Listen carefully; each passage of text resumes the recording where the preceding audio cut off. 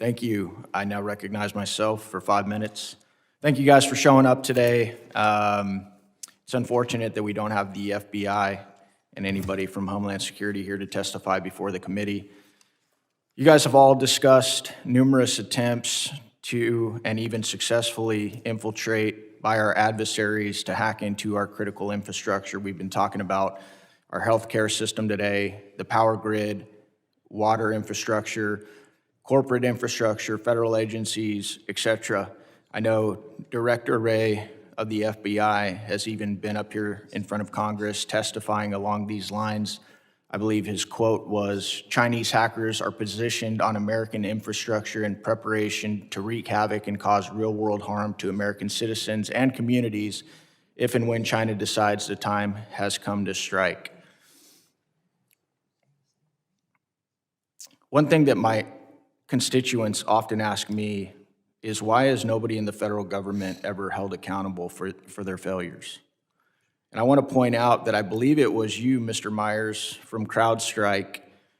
You actually appeared before this very committee in the last Congress and actually took accountability for some of your company's failures. Is that correct, sir?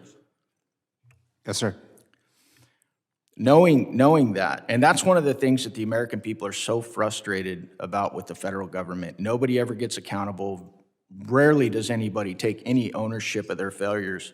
Mr. Myers, do you think some of your counterparts from the federal government today should take some ownership of some of the failures that have led to many of our adversaries acquiring access to our critical infrastructure that we've been talking about today? Would you like to see that? I would like to see us move to a position where we're able to stop these things before they happen. Okay, so you don't want to see any accountability? Mr. Myers, you don't want to see any government officials maybe sitting on this panel today take some ownership? My role here is to... Gotcha, thank you. To that point, I want to give some of the other members on this panel the opportunity to take some ownership of some of the failures that have allowed the Chinese and others to hack into some of our critical infrastructure. Does anybody want to take any ownership since you guys have been doing this for a very long time? I'll start with you, Mr. Wells.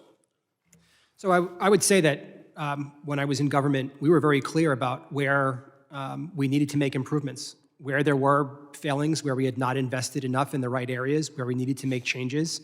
I would say if I look back at, because I was acting director at the time, as the SolarWinds campaign had emerged, was discovered, we identified that the federal government for too long had overinvested in some areas of network security and underinvested in endpoint monitoring. Came to Congress and said, we need new authorities to do this, we need additional funding, here is how we fix these problems because we were not in the right place. And since then, we have made dramatic improvements in the overall level of security. So I think where we've needed to be honest about the lack of capability in certain areas that has allowed certain attacks to happen, we've been clear about that. Ms. Walden, how about you?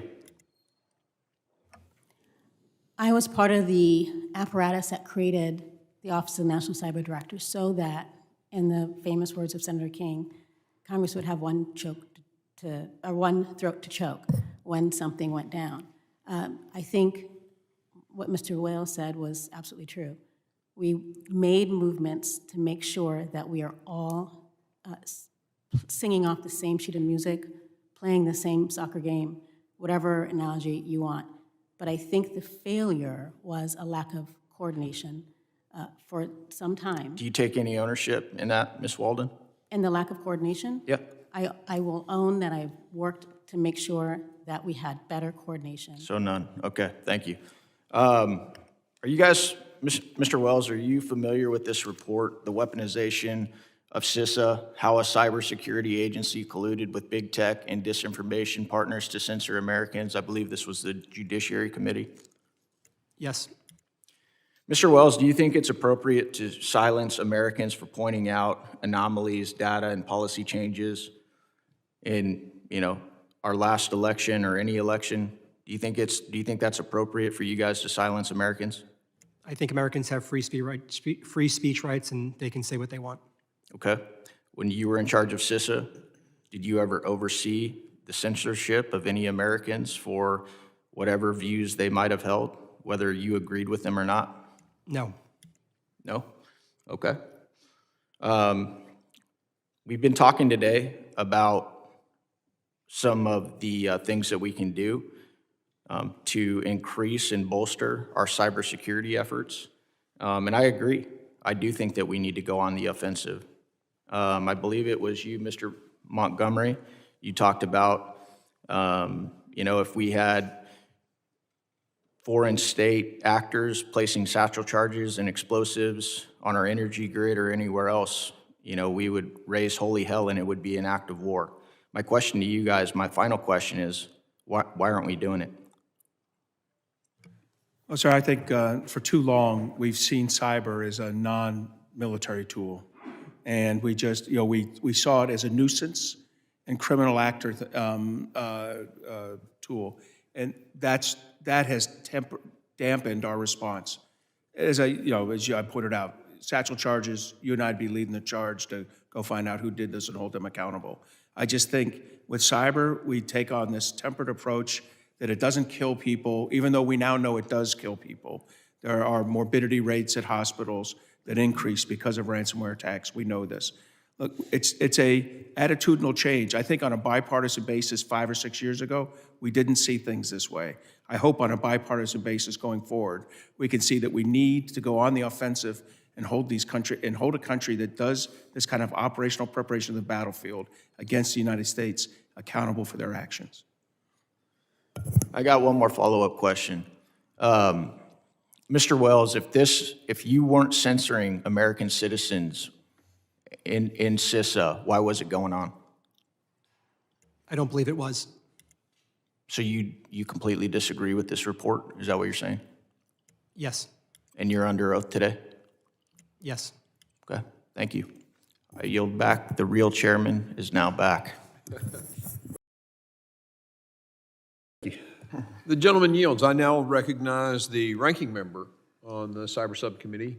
You're still in that role, right? Yes. Okay, excellent. Mr. Garbarino. Glad to see you staying there. Yeah. We're going to come to your community. I think we're going to do a field hearing. That'd be great. Yeah, in Palo Alto cyber work area out there. on cyber, yeah. So I recognize the gentleman from California for his 5 minutes of questioning. Great. Thank you, Chairman. This committee was stood up to address threats to the homeland after September 11th, something my colleague to the right knows a lot about, being here since its inception. And today I just want to briefly address the question as to whether we are safe today as a country. Because what I'm seeing from this administration is that we are taking our eye off the ball. We had a terrorist attack in New Orleans to start the year. ISIS, Al-Qaeda, other terrorist organizations want to hit us and hit us hard. We've got the Super Bowl this weekend back in New Orleans. We have the World Cup in 2026, and we have the Olympics in 2028 in the United States. There are a lot of prime national security targets. However, what we are seeing are actions from this administration that do not make us safe. The most basic job of government is for people to feel safe. So when President Trump releases 1,600 violent criminals into our communities, people who brutally attack police officers, we should not be surprised that they're already committing crimes. One of them, just last week in Indiana, was pulled over by a police officer and, shocking, didn't want to obey that officer's orders, fought the cop, tried to use his own gun on the cop, and thankfully the cop shot and took that individual down. Others are committing acts of child pornography who have already been released. So are we safe when 1,600 violent individuals are released into the community? No, we are not safe. President Trump is seeking to fire thousands of FBI agents and has already fired many senior officials. Why? Because these individuals happen to work on cases that he was involved with where he was accused of stealing national security secrets and leading a coup against his own government. These federal agents keep their head down and they go where they're assigned. It's not a fantasy football draft. They don't get to pick the cases that they work on. They just do their job and they follow the evidence. But what happens when you take thousands of FBI agents out of the Hoover building? They don't work on terrorism, they don't work on child trafficking, they don't work on public corruption, they don't work on violent crime. So are we safe when we take thousands of cops off the beat to protect us from terrorism? No, we are not safe. The president is seeking to force resignations at the Central Intelligence Agency. These are the best spies in the world who have spent years developing foreign languages, are assigned all over the world, have taken years to train to get necessary experience, and they'll be taken off the beat to find the threats that face us as a country. Are we safe when they are not on their watch? No, we are not safe. And as we speak, Elon Musk, who no one elected, no one asked for, is at the Department of Treasury with a cyber gang with access to every American's tax returns and personal identifying information. So speaking of cyber vulnerabilities, are we safe when unvetted individuals have access to your most precious data, information about your employer, your healthcare, your social security number? No, we are not safe.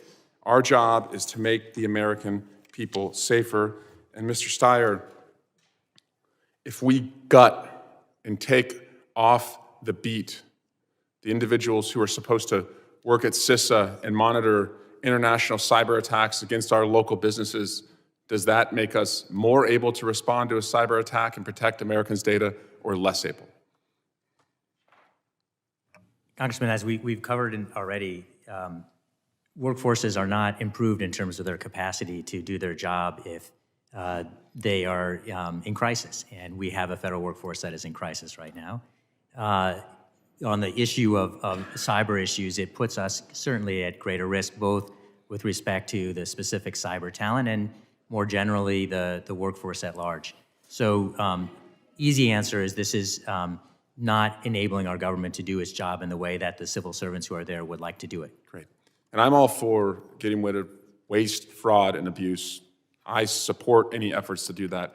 But when it comes to national security, you better be pretty damn careful about where we make cuts, because my promise to you is we will be hit if we take our eye off the ball. And I yield back. The gentleman yields. I now recognize the chairman of our Counterterrorism Task Force Subcommittee, the gentleman from Texas, Mr. Pfluger. Thank you, Mr. Chair. I now recognize the gentleman from Arizona, one of our border states, Mr. Eli Crane, for his 5 minutes of questioning. Thank you, Mr. Chairman. I appreciate the opportunity to be here today and talk with some subject matter experts about the pipeline of our cyber force and how we're going to compete with some of the threats as we see some of our adversaries increasing cyber attacks on the country. I just came from an oversight committee, and now I'm back here, and it's really the same nonsense going on in there. Just want to say to Elon Musk, wow, man, you are really effective because these guys are completely melting down. You must be doing something right. I think we might need to request some of your funds to get these guys maybe some pallets of tissues, some safe spaces, maybe a couple therapy dogs, because they are absolutely melting down. So good job, Elon. Now I want to cover something that Mr. Swalwell said a couple seconds ago. Mr. Swalwell talked about the responsibilities to protect the American people because this president pardoned the J6 prisoners, many who had been in prison for several years. It's just funny because I didn't hear that same concern from Mr. Swalwell or many of the Democrats on this committee when then President Biden was allowing hundreds of thousands of illegal aliens, many of whom were criminals, rapists, and murderers, and terrorists coming into this country on a monthly basis. So my point being is if you want to protect Americans, you can't just do it when it's politically advantageous. I want to start with you, Dr. Russomanno. As the Executive Vice President of Academic Affairs at Memphis and the former Dean of Engineering at Purdue University, I'm sure you were well-versed on developing the cyber workforce. My question is, how is the University of Memphis utilizing programs like CyberCorp, Scholarship for Service programs to build out the pipeline of the federal cyber warriors? Thank you, Congressman Crane, for your question. I think it's important to remind everyone what CyberCorp is all about and how it impacts students. One is covering tuition. Another is providing a stipend that enables students not to have to work while they're pursuing their degree. Another is an opportunity to build social capital through networking, through internship fairs and other opportunities to learn more about the federal government and way they can make an impact through cybersecurity. This is a tremendous enabler, if you will. We've talked about how do we get more of our youth involved in cybersecurity. Certainly helping them through their daily living is a fundamental way so they can focus on their studies to help our nation. Thank you. Next question for Mr. Rashote. According to the U.S.-China Economic and Security Review Commission, the cybersecurity school at the Wuhan-based National Cybersecurity Center planned to build 4 to 6 cybersecurity schools by 2027. The CCP has devoted significant resources to building their cyber force, and while the exact number of cyber warriors isn't available, it's safe to estimate that if the CCP issued a directive, it could bring a significant cyber force to bear against the U.S., especially given that according to the U.S. Cyber Command, there are only 6,200 personnel across 133 teams working on cyber threats, and CISA at DHS has roughly 3,100 employees. My question is, how can academia, private industry, and the federal government partner together to ensure our cyber workforce pipeline is able to keep pace with the number of cyber warriors our adversaries can churn out? Thank you for the question. I think that the partnerships between industry and academia are critical, and our approach has been to break down every barrier we can in terms of access to training and education. We've done that at Fortinet by making our entire catalog of training available free to anyone who needs that training, and we've challenged others to do the same. Thank you. My next question is for you, Mr. Jones. How important is it to utilize American resources within our power grid so that our adversaries aren't getting a foothold in our critical infrastructure similar to Volt Typhoon hack? I was recently watching the Sean Ryan show. The topic was we're in an invisible war with Eric Bethel. My question is, and I'm paraphrasing from the show, how can companies who have a fiduciary responsibility to their investors to gain and seek profit balance that financial responsibility with other factors like patriotism? Well, I think that the electric cooperatives in our country have a rich history of patriotism, Congressman. So I think we do take that seriously. And the virtues of our mission, service, making sure that we are doing our part to provide reliable power for now almost 50 million Americans, and that's always top of mind for us. Thank you.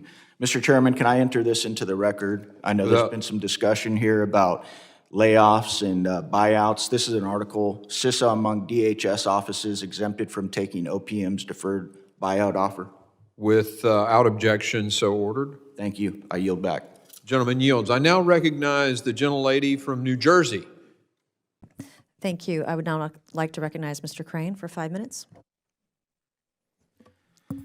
Thank you, Ms. Chairwoman, for holding this hearing today. Thank you guys for showing up. It was just yesterday in an oversight hearing that I asked Chairman Comer if we could get some therapy dogs up here because of some of the meltdowns that were going on. I had no idea I'd walk into this hearing today and see 3 beautiful beagle puppies, and I've noticed that my mood's already improved, so thank you guys for bringing them there. I think we should make it mandatory. We also talked about in the Oversight Committee hearing yesterday some of the ridiculous programs and initiatives that need to be cut from our bloated government.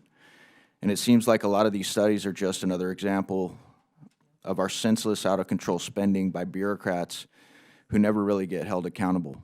I want to start with you, Mr. Goodman. You said you have estimated over $20 billion in taxpayer money wasted on ineffective animal research. Is that correct, sir? Yes. Wow. Mr. Goodman, did you also say that it was your estimation that $241 million was spent for transgender animal testing? Yes, and that's, I would say, is the floor, not the ceiling, because the information on federal databases is not, it was pretty incomplete. So you think we're going to find out that it was much more money than that for Yes, transgender animal testing? yes. Can you describe what exactly the American people's taxpayer dollars were spent on regarding transgender animal testing?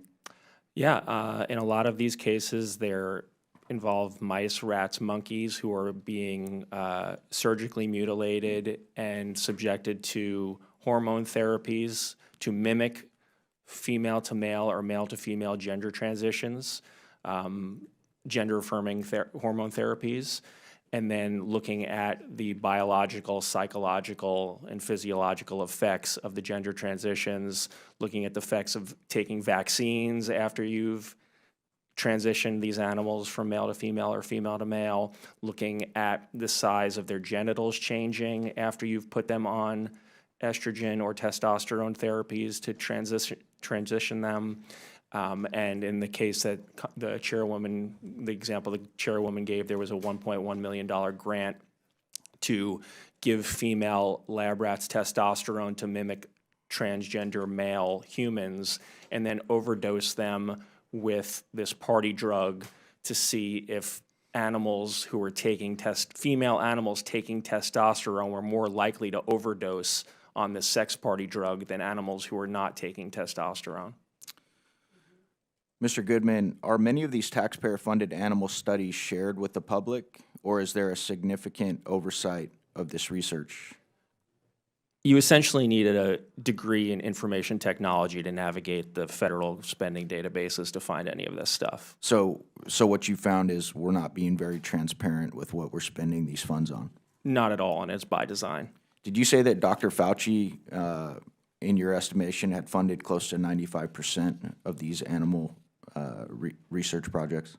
Yeah, in our analysis, Dr. Fauci funded about 95% of the transgender animal experiments. Okay, I found in some research that the EPA under President Trump is planning to reduce the agency's animal testing by 30% by 2025 and completely by 2035. Mr. Goodman, can you explain why that's a win for the American taxpayer?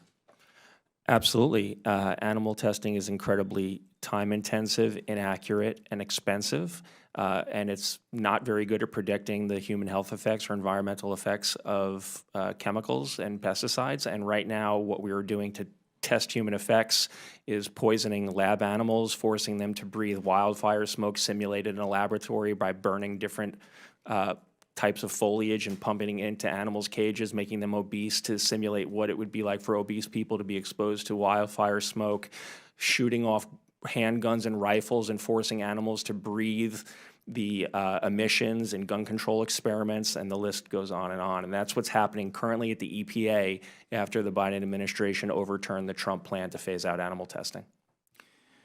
Mr. Goodman, one more question. You've also been outspoken about the COVID-19 outbreak stemming from Dr. Fauci's U.S.-funded research at China's Wuhan lab. What are the public health risks if we continue some of these outrageous animal studies? We're flirting with disaster if we continue to fund dangerous virus research, both abroad, like in Colorado, where Fauci greenlit this bat lab. They're trying to import hundreds of bats from Asia to build a new lab in Colorado to do virus experiments with Ebola, Nipah, Lassa, deadly viruses for which there's no cure. It's just a matter of time before we have another pandemic on our hands if we let mad scientists run amok with our money. Thank you. I yield back. All right, I will now. Security. I want to start by asking the panel, I'm going to start with you, Mr. Sadler, if you're aware of how our founding fathers felt about imperialism and empires.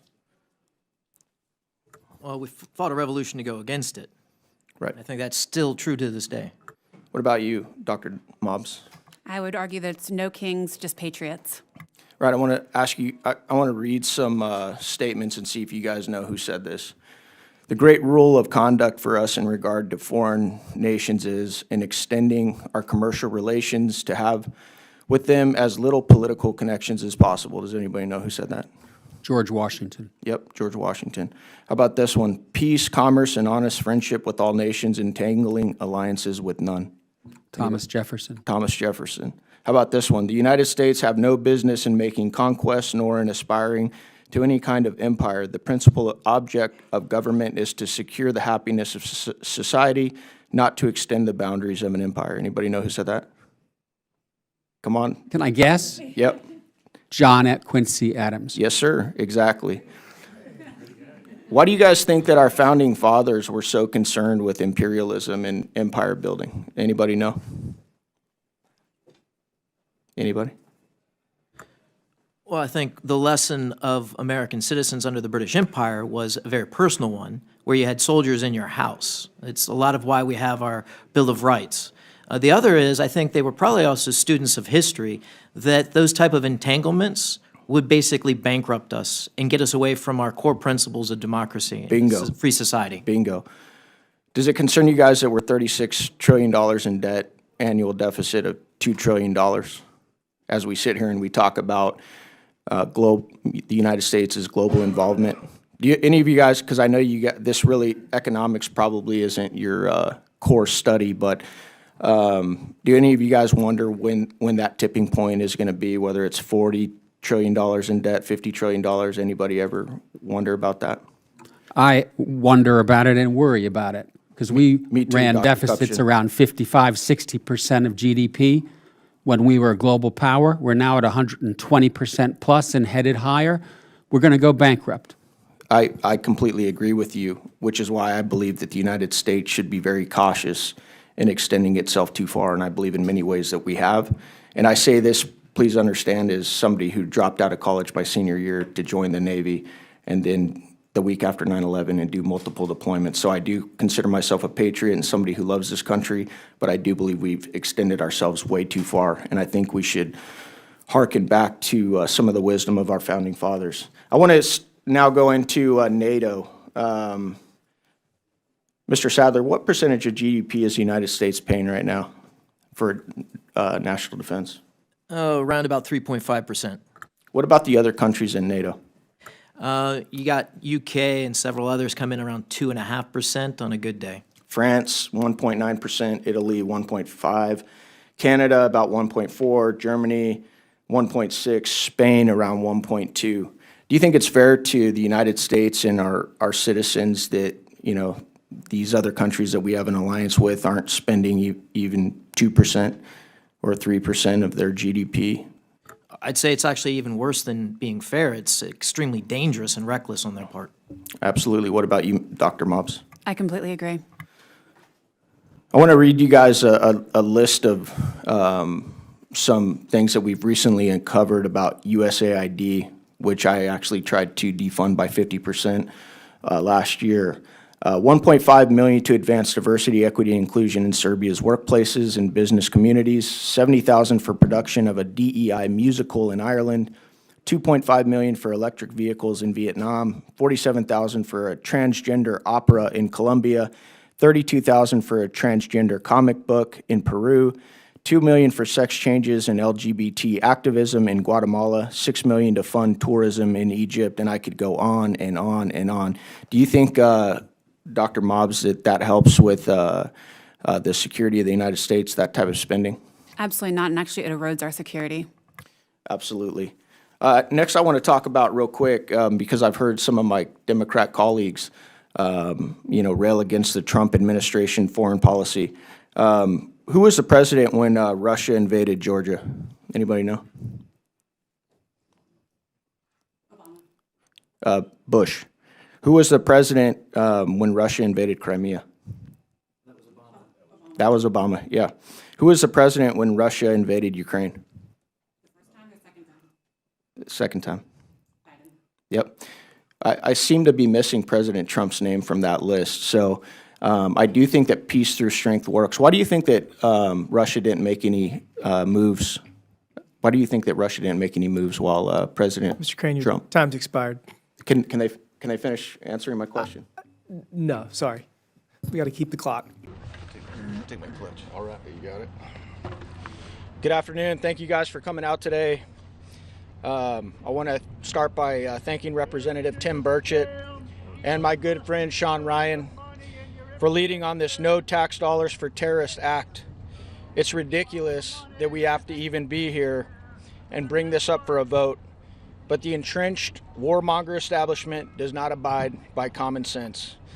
Recently, we learned what many of us had already known, and that is that billions of American taxpayer dollars were being funneled to spread anti-American sentiment across the world and fund terrorism. Given our roughly $37 trillion of debt and $2 trillion annual deficit, the arrogance and greed and foolishness coming out of this town is absolutely astounding. On top of the billions of tax dollars shelled out to USAID, Representative Burchett, Sean Ryan, and others, including our friend Legend over here today, highlighted that the Biden State Department sent millions of your tax dollars to the Taliban. As someone who has served our nation overseas and fought to defend liberties and freedoms that we cherish, it's disgraceful that the Biden administration sent our resources to our enemies on the battlefield. People often say that the United States funds both sides of every conflict. Under the Biden administration, those assertions are absolutely true. Last Congress, Representative Burchett moved similar legislation through the House of Representatives by unanimous support, only to have Chuck Schumer refuse to bring the bill to the floor of the United States Senate.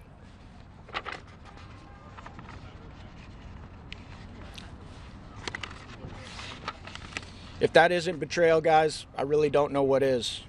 Fortunately, the American people spoke loud and clear last November and rejected the modern-day Democrat Party. With Republican control of the House and the Senate and the executive, we have a unique opportunity to terminate this once and for all. I'm proud to be a part of this effort, and I look forward to getting this to President Trump's desk as soon as possible.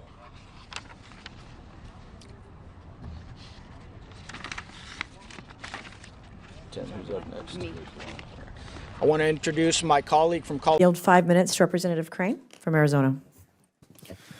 Thank you, Ms. Chairwoman, for holding this important hearing on cybersecurity, information technology, and government innovation. President Trump has only been back in office for 43 days, and border encounters are down 66% compared with the beginning of 2024. In February, we saw 8,326 border encounters. That number reached 189,913 in February of last year under Biden. Last week, single-day border apprehensions hit a 15-year low. President Trump and our new leadership at the Homeland Security Department are equipping Border Patrol agents and law enforcement to do their jobs. We were told by so many people on the right and the left just last year that the solution to our border crisis was a bipartisan border deal. Biden and border czar Kamala Harris blamed Congress for continued border failures. Meanwhile, President Trump restored order and security almost immediately. I next want to take an opportunity to correct the record real quick. My colleague, Ms. Brown, said that she was talking about the cruel way that the president talks about immigrants. I'm pretty sure, Ms. Chairwoman, the president actually married an immigrant. I don't think he has a problem with immigrants at all. What I think he has a problem with is this last administration that threw the border completely wide open, let in between 10 and 15 million illegals, and some of them, unfortunately, raped and murdered many Americans, and that's what he really has a problem with. He also has a problem with U.S. taxpayers having to fit the bill for all of it. I recently spoke to a DA from Pinal County in my district who told me his police officers still have very little information when they arrest illegal aliens on their status or backgrounds due to poor vetting and lack of biometrics. Mr. Gilmore, how would some of these technology tools we're not currently using enable Border Patrol officials to stop the flow of illegal aliens while also assisting our law enforcement officers?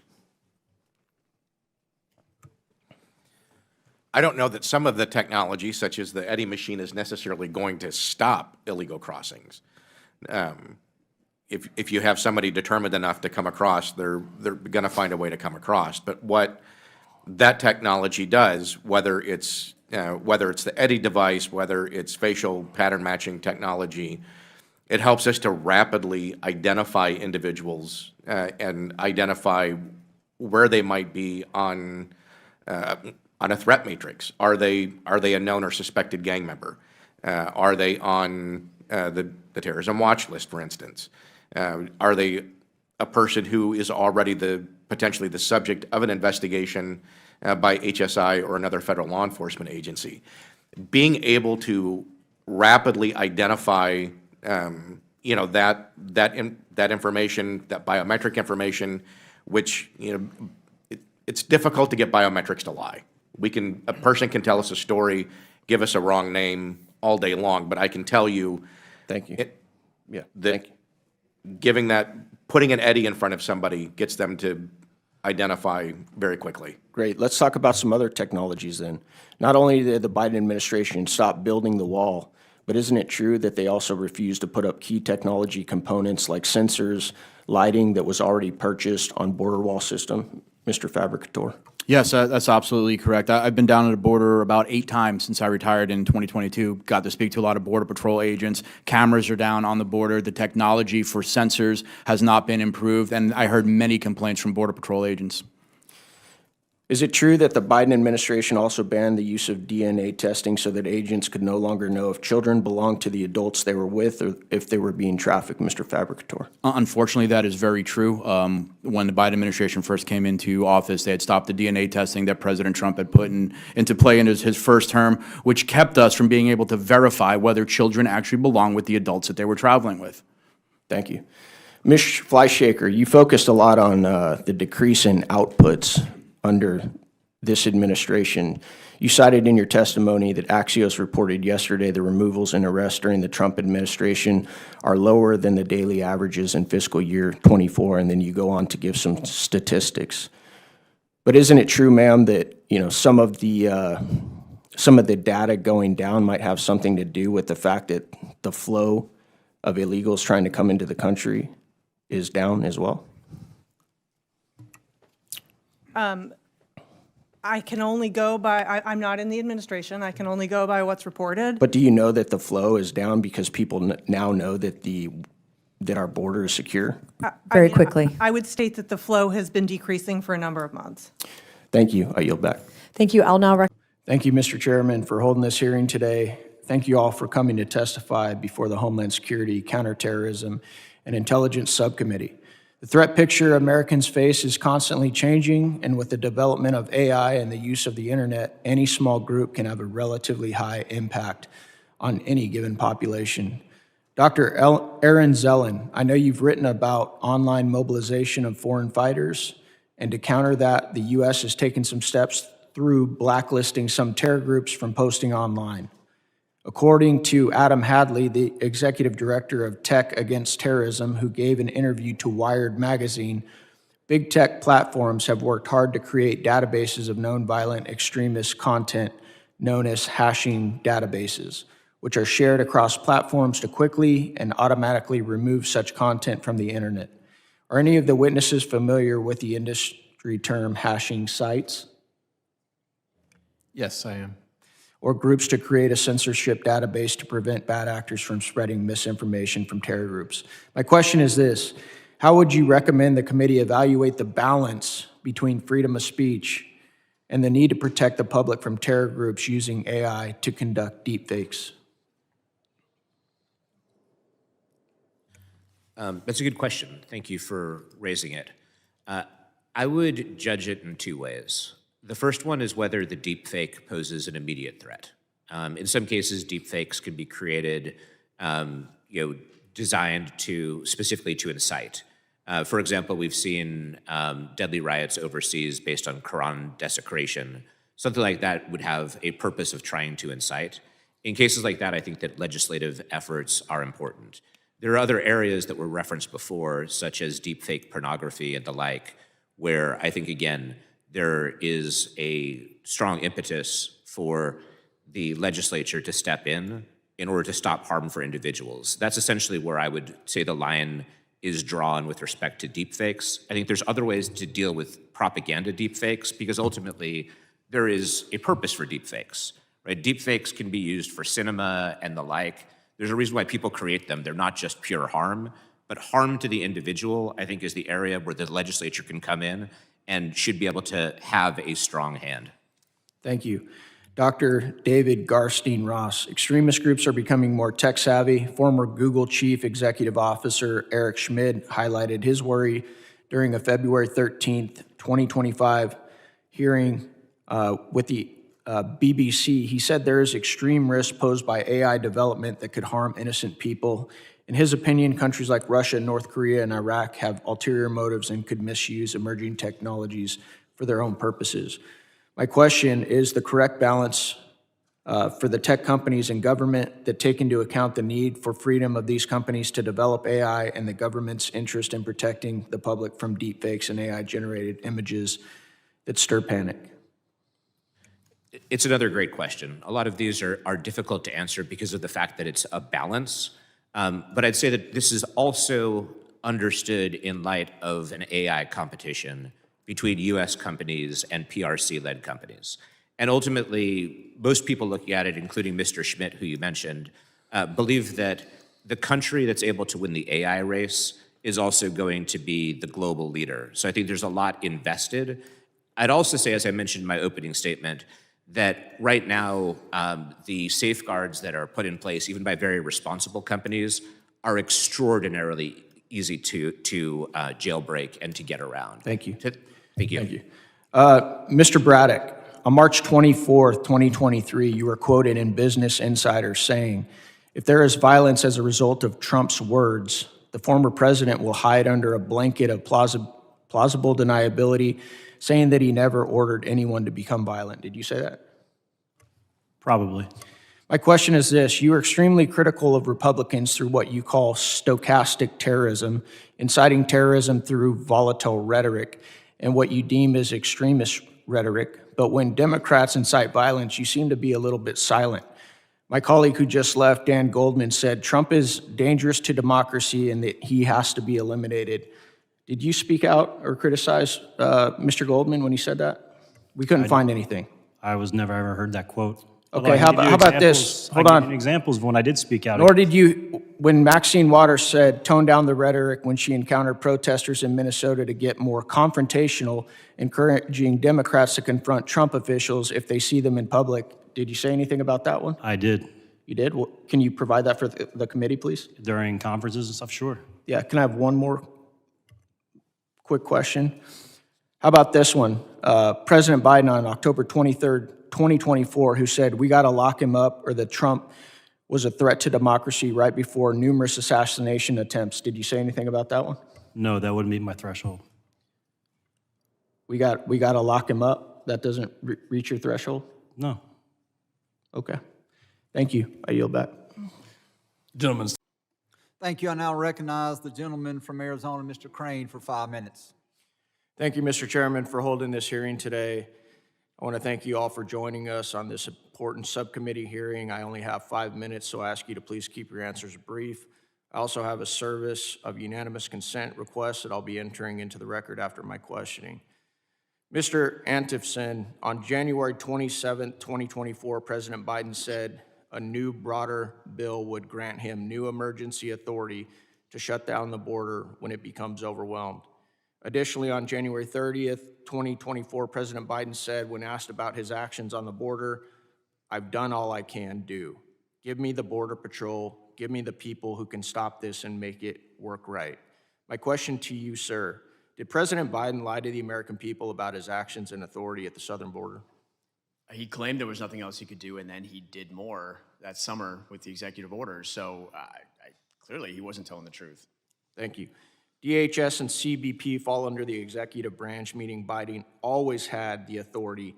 He chose to operate the border in the way he did. Would you agree with that, sir? Yes. Mr. Blair, U.S. Customs and Border Patrol protection data released February 18, 2025. According to U.S. Customs and Border Patrol protection, from January 21st through January 31st, 2025, the number of U.S. Border Patrol apprehensions along the southwest border dropped 85% from the same period in 2024.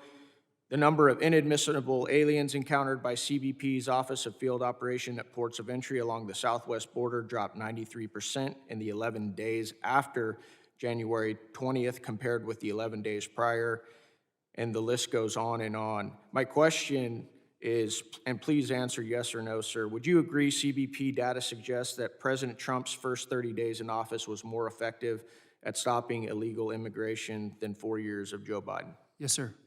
Thank you. Ms. Rise, my question is, briefly explain what liberal states stand to gain from mass illegal immigration and unchecked parole. Part of it's head count. They're counted in the census, even though non-citizens can't vote and are not supposed to vote. And then those numbers are used for districting in Congress. And then in turn, those same numbers are also used for the presidential electoral college votes. Would you agree, ma'am, that redistricting is a major political outcome for Democrats welcoming migrant caravans into their local communities? Yes, it gives them more head count and therefore more districts. Would you agree illegal immigration for redistricting is not what the founders intended under Article 1, Section 2, Clause 1 of the Constitution regarding congressional districting? I agree. I'd like to play a 20-second recording of a former Homeland Security Committee member. Can we go ahead and play that?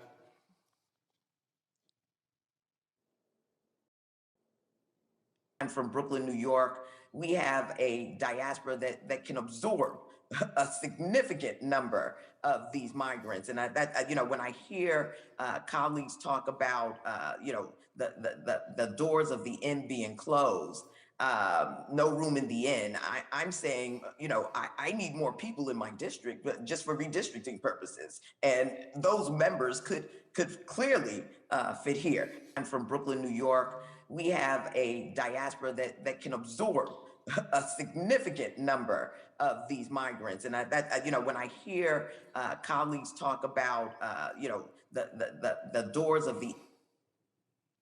Thank you. That was Rep. Yvette Clark, a Democrat from New York, from January 8th, 2024. Her words outlined Biden's failed plans for illegal immigration to gain political influence. Ms. Rice, you wrote on this issue for Heritage Foundation in February of 2024. The article was titled, "Stop Allowing Non-Citizens to Determine Congressional and Presidential Representation." It was a great piece, and I plan to introduce the article into congressional record at the conclusion of my 5 minutes. The last thing I want to say to Mr. Reichlin Melnick is I find it interesting as I sit here and listen to you blame President Trump and attack President Trump, for saying to the American people that he was going to protect the American people, he was going to put them first, and he was going to implement policies to fix the mess created by the Biden administration. And I just find it rich that you're attacking President Trump for doing exactly what the American people wanted, not the individual who caused this problem. And sadly, if you guys don't figure this issue out, you're going to lose the next election as well. Thank you. I yield back, Mr. Chairman. Are you intending to enter something in the record? Yep, I've got several. If you'll just give us a brief descriptions so that we can do that at this point. Yep. So this is an article, Biden promises to shut down the border if given the authority in a partisan bill. Without objection, be entered into the record. Number 2, Biden has the power to end the border crisis. He doesn't want to. Without objection, be entered into the record. Number 3, CBP releases January 2025 monthly update. Without objection, be entered into the record. Stop allowing non-citizens to determine congressional and presidential representation by Ms. Rice. Without objection, be entered into the record. And the last one, Brooklyn Congresswoman wants migrants to fill up her district. And without objection, that will also be entered into the record. At this time, the chair would recognize the gentleman. Thank you. I now recognize the gentleman from Arizona, Mr. Crane, for 5 minutes. Thank you, Mr. Chairman, for holding this hearing today. I want to thank you all for joining us on this important subcommittee hearing. I only have 5 minutes, so I ask you to please keep your answers brief. I also have a service of unanimous consent request that I'll be entering into the record after my questioning. Mr. Antifson, on January 27, 2024, President Biden said a new, broader bill would grant him new emergency authority to shut down the border when it becomes overwhelmed. Additionally, on January 30th, 2024, President Biden said when asked about his actions on the border, "I've done all I can do. Give me the Border Patrol, give me the people who can stop this and make it work right." My question to you, sir, did President Biden lie to the American people about his actions and authority at the southern border? He claimed there was nothing else he could do, and then he did more that summer with the executive orders. So clearly, he wasn't telling the truth. Thank you. DHS and CBP fall under the executive branch, meaning Biden always had the authority. He chose to operate the border in the way he did. Would you agree with that, sir? Yes. Mr. Blair, U.S. Customs and Border Patrol protection data released February 18, 2025, according to U.S. Customs and Border Patrol protection from January 21st through January 31st, 2025, the number of U.S. Border Patrol apprehensions along the southwest border dropped 85% from the same period in 2024.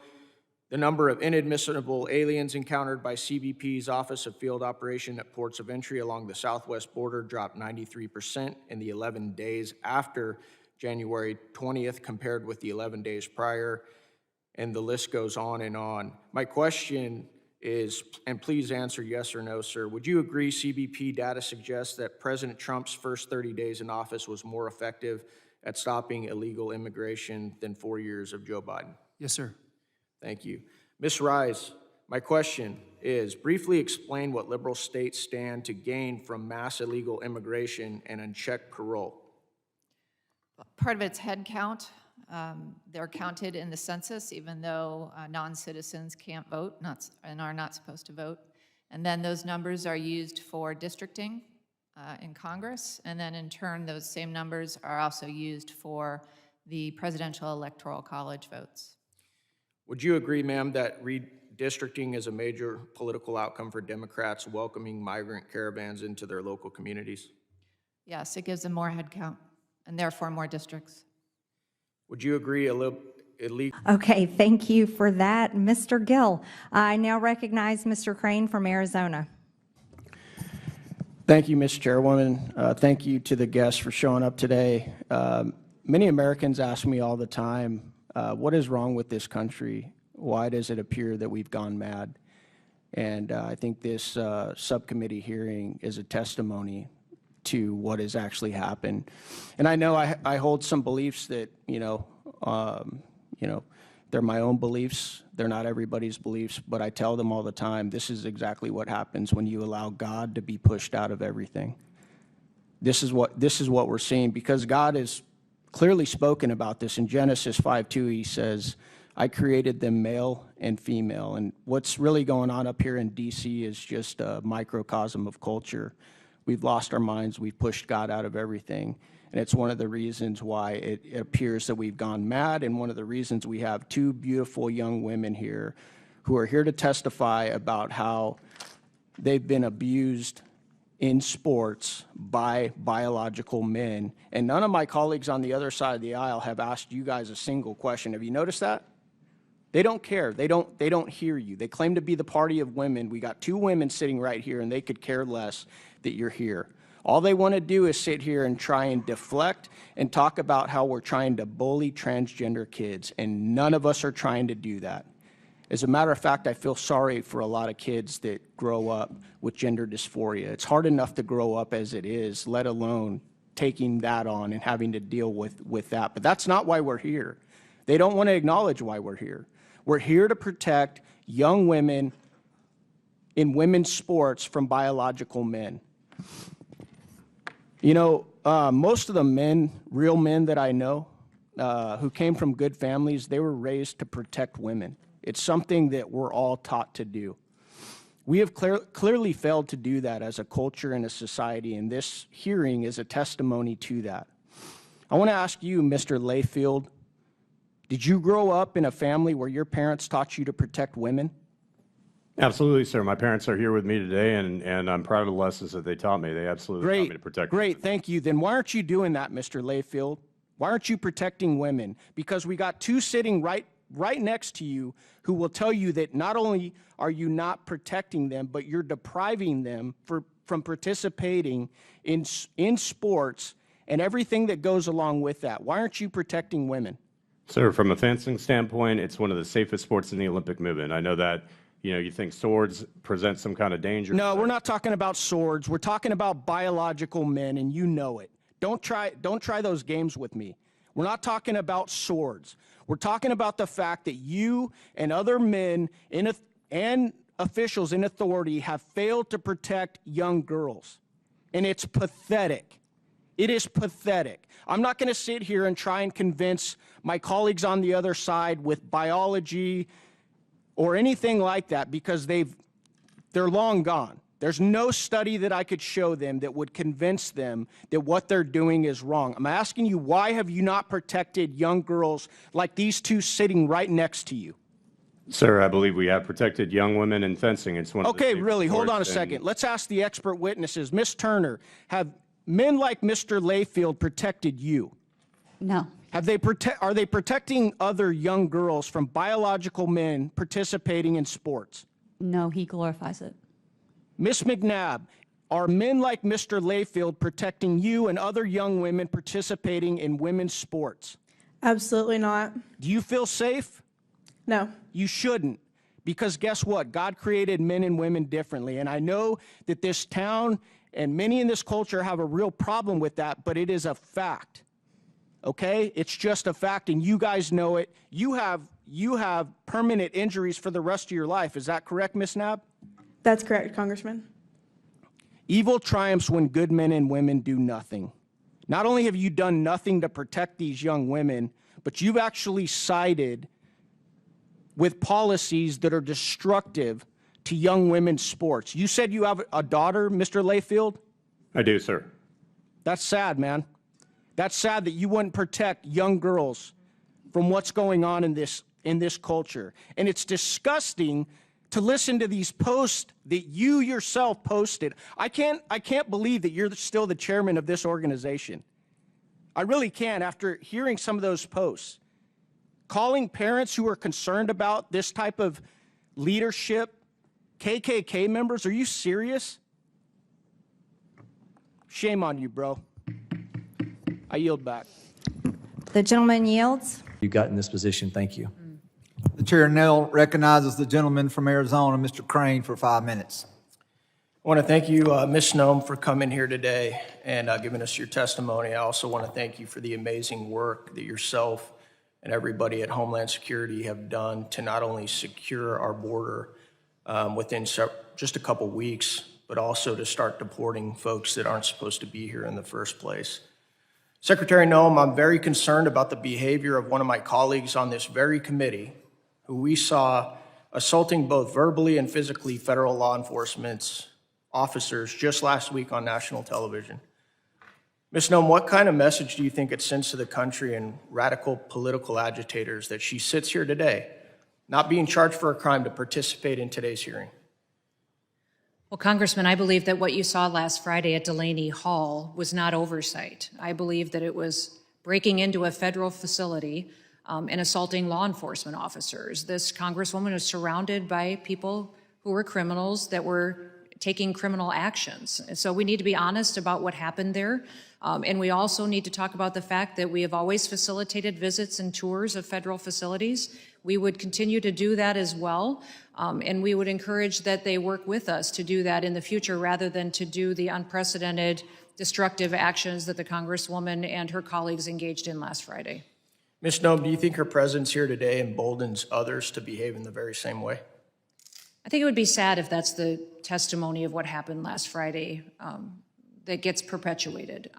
I was shocked when I watched it and saw it, and was extremely discouraged to see that the colleagues that surround those three defend them.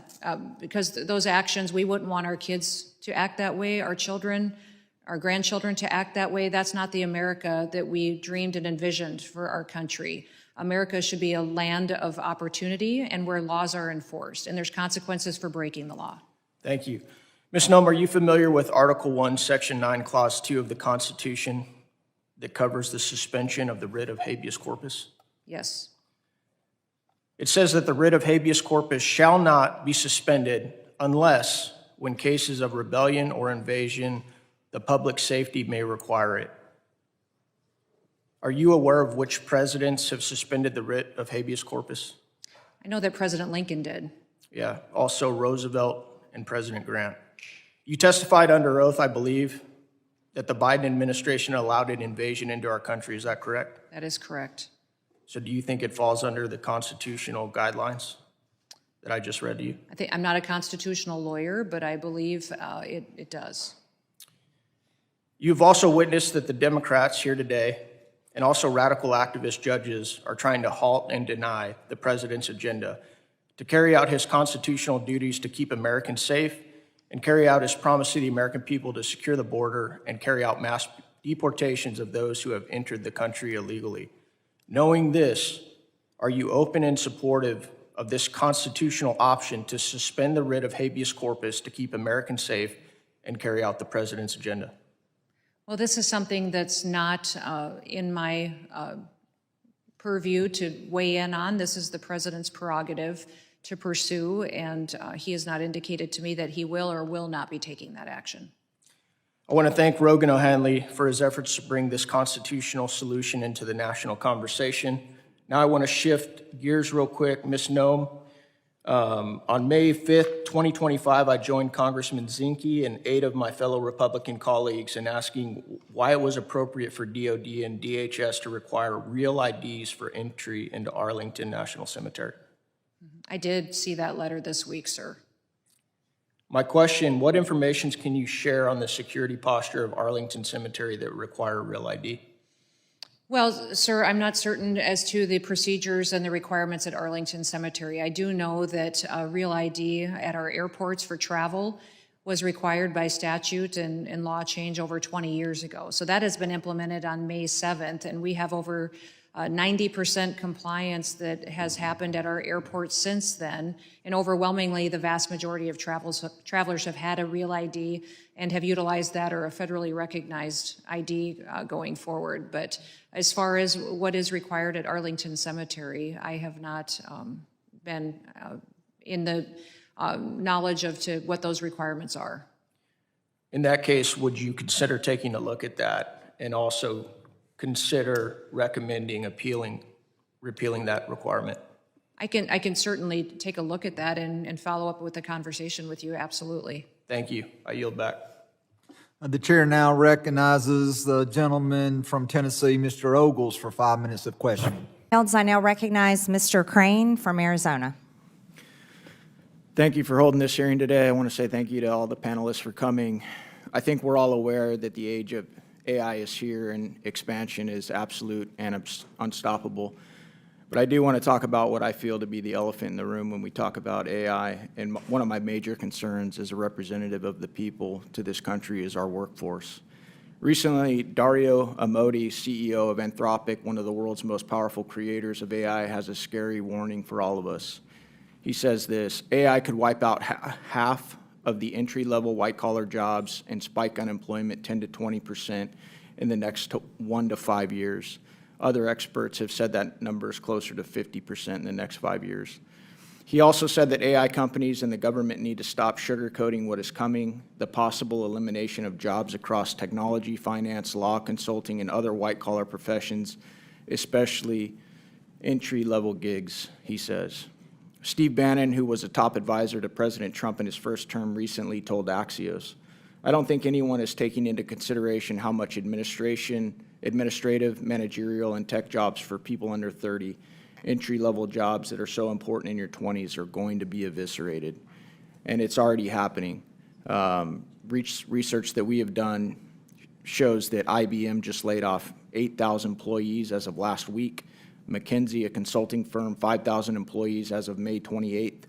Dell has laid off 6,000 employees in 2024. Intel has laid off 15,000 employees in 2024, and all of these were credited to AI and efficiency. Estimated total jobs lost, 214,000 total jobs lost to AI.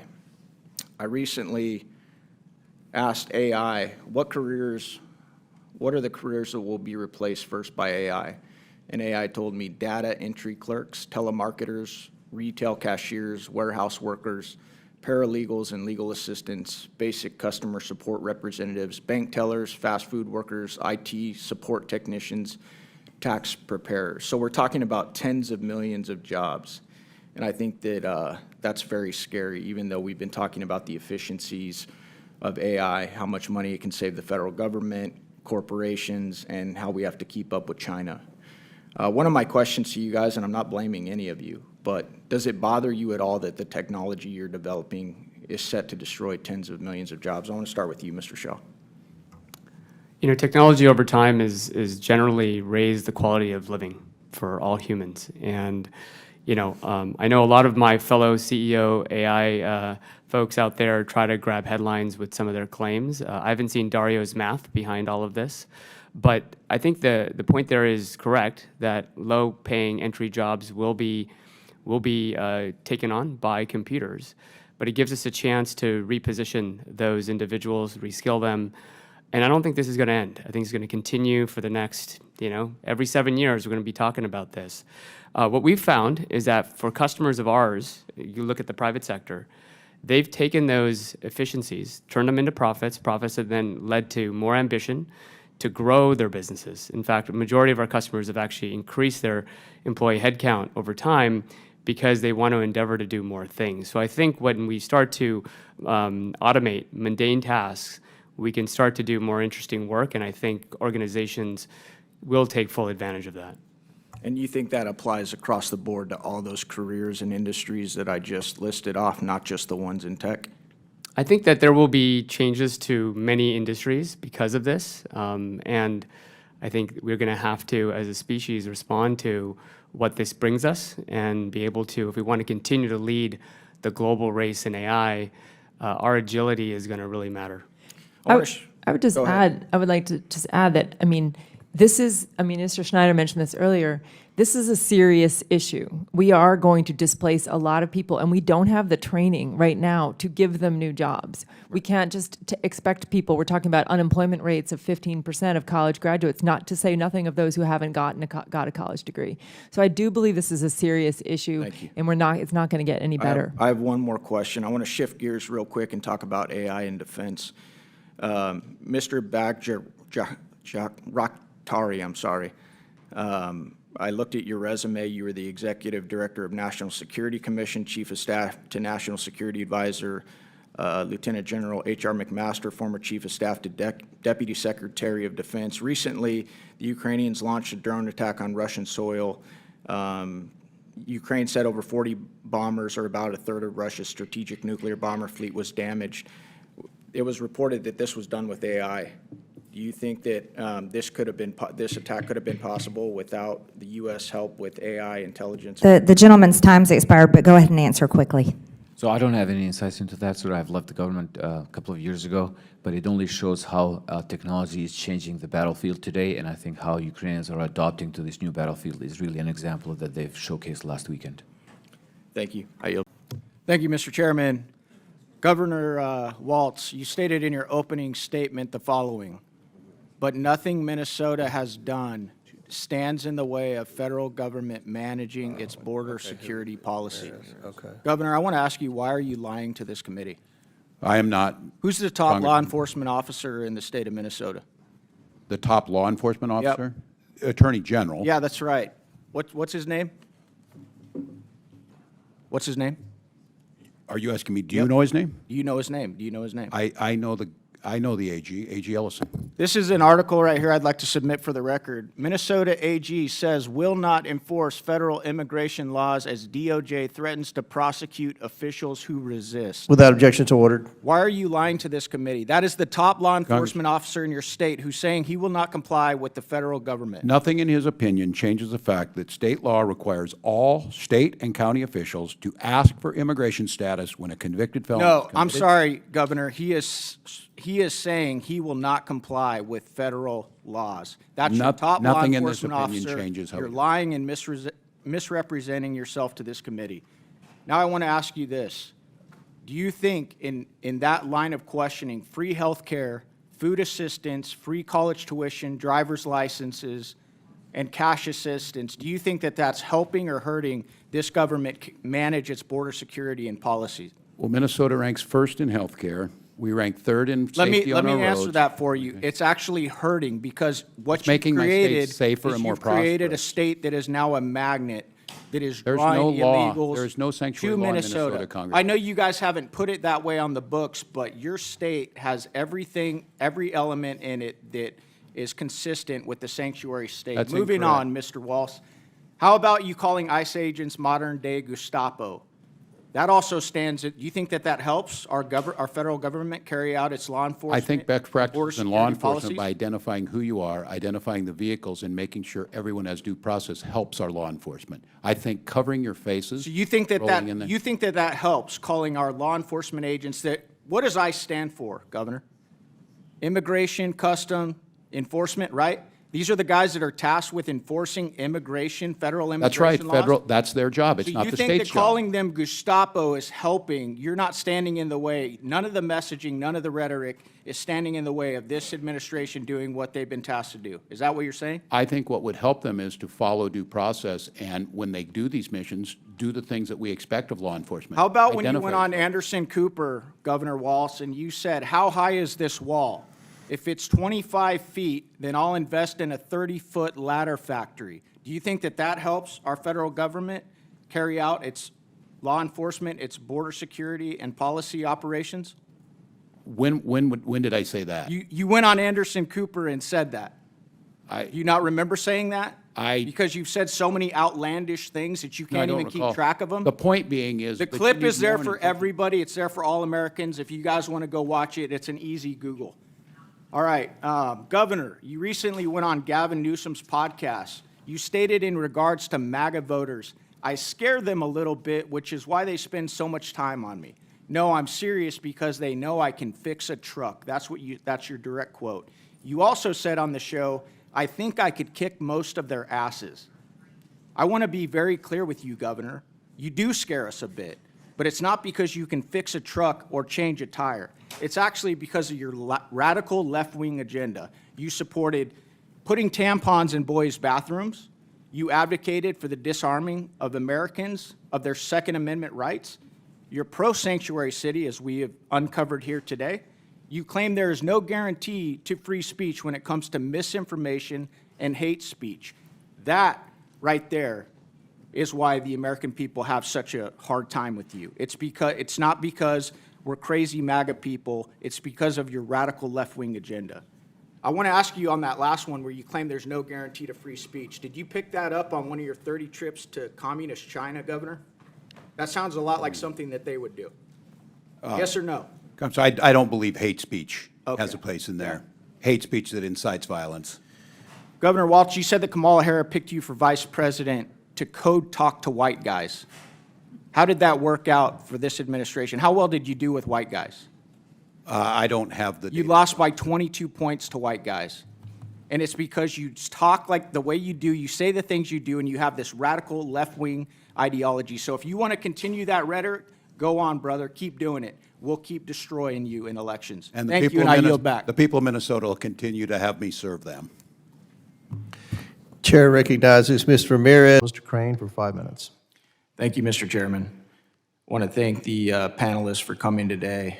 I know you guys came here to testify about maritime activities in U.S. waters. I also want to apologize to you guys for the rants you're hearing from my colleagues about anything but what you guys came here to testify. And I also want to point out the fact that the hypocrisy and the insanity coming from my colleagues on the other side of the aisle who created this problem when it comes to the border invasion, and now they're kicking and screaming that the Trump administration is actually trying to clean it up. So now back to what we're here to talk about. Rear Admiral Chamey, last year the U.S. Coast Guard intercepted a narco submarine in the Caribbean Sea, seizing over 1,200 pounds of cocaine valued at more than $54 million. This semi-submersible vessel designed to evade detection is a stark reminder of the emerging sophisticated methods employed by drug cartels to infiltrate our border. My question to you, sir, is how many of these narco submarines has the Coast Guard encountered in the last 5 years? Good morning, Congressman. I'll have to get back to you on the exact number, but as you said, it is common. The cartels, the transnational criminal organizations, they get more sophisticated in the ways that they will try to smuggle drugs, so they use a variety of vessels. And one of those, as you said, is to use a submarine. Are they buying these submarines from other foreign states? Are they making them on their own? Do you have any intelligence on that? They typically build them themselves on land and then push them into the water. Okay.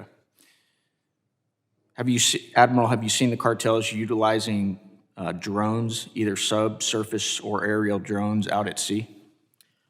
I have not seen them myself, but we are aware that the transnational criminal organizations do operate drones, and it also presents a threat to our crews at the land border.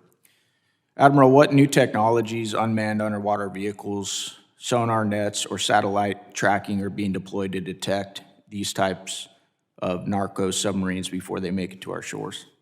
So we're using a couple different types of technologies right now. One of them is an unmanned aircraft that we fly off our national security cutter. We've been using the Scan Eagle for some time. We're still operating that. And then we're starting to field a new vertical lift system called the VBAT. And what that enables us to do is get that up in the air for anywhere from 12 to 18 hours, longer than we could typically fly a manned aircraft. And these aircraft have sensors that provide us an increased ability to be able to detect what's on the water. Thank you. Mr. Miller, in your opening testimony, you talked about the increase in maritime interdictions.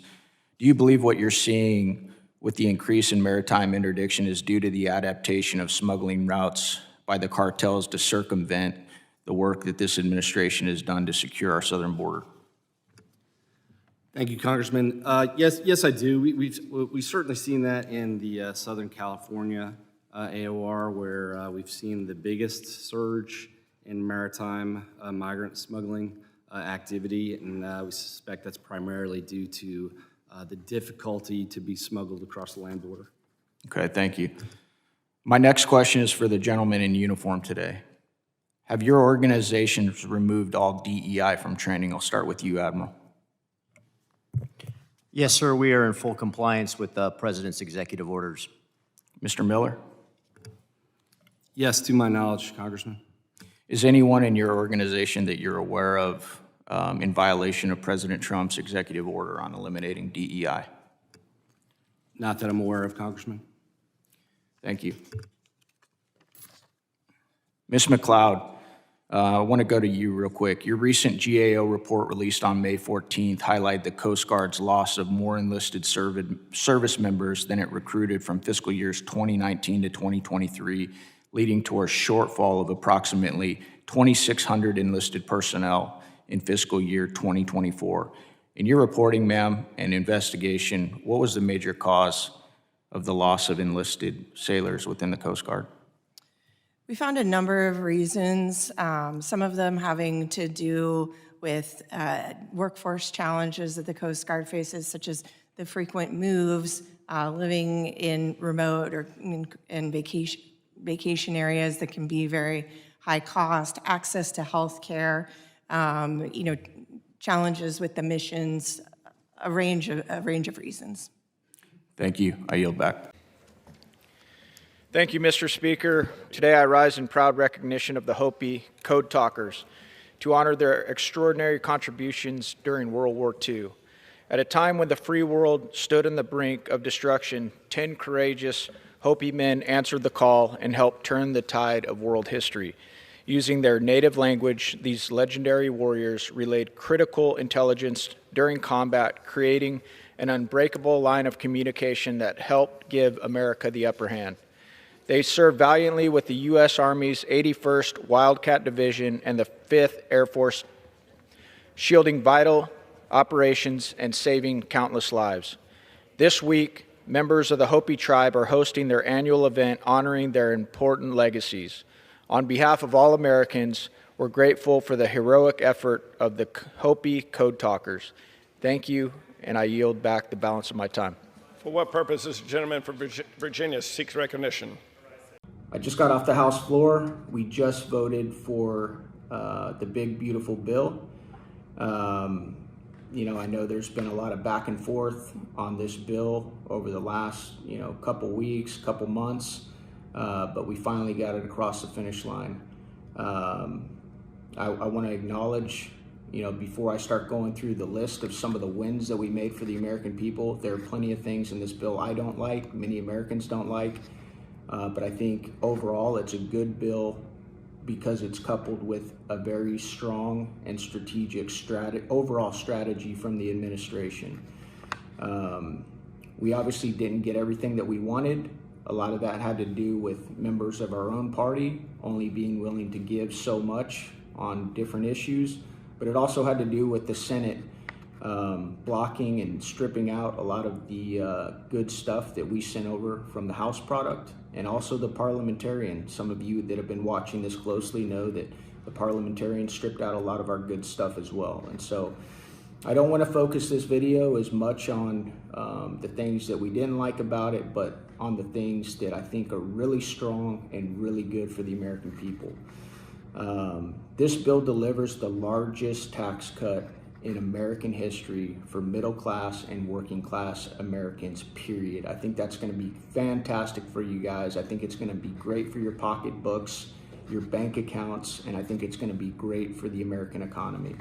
We've got no tax on tips, no tax on overtime, no tax on Social Security, and no tax on made in the USA auto loans. We've also got a permanent increase to the child tax credit in this bill, which supports over 40 million families. This bill also rescinds billions in the Green New Scam funding.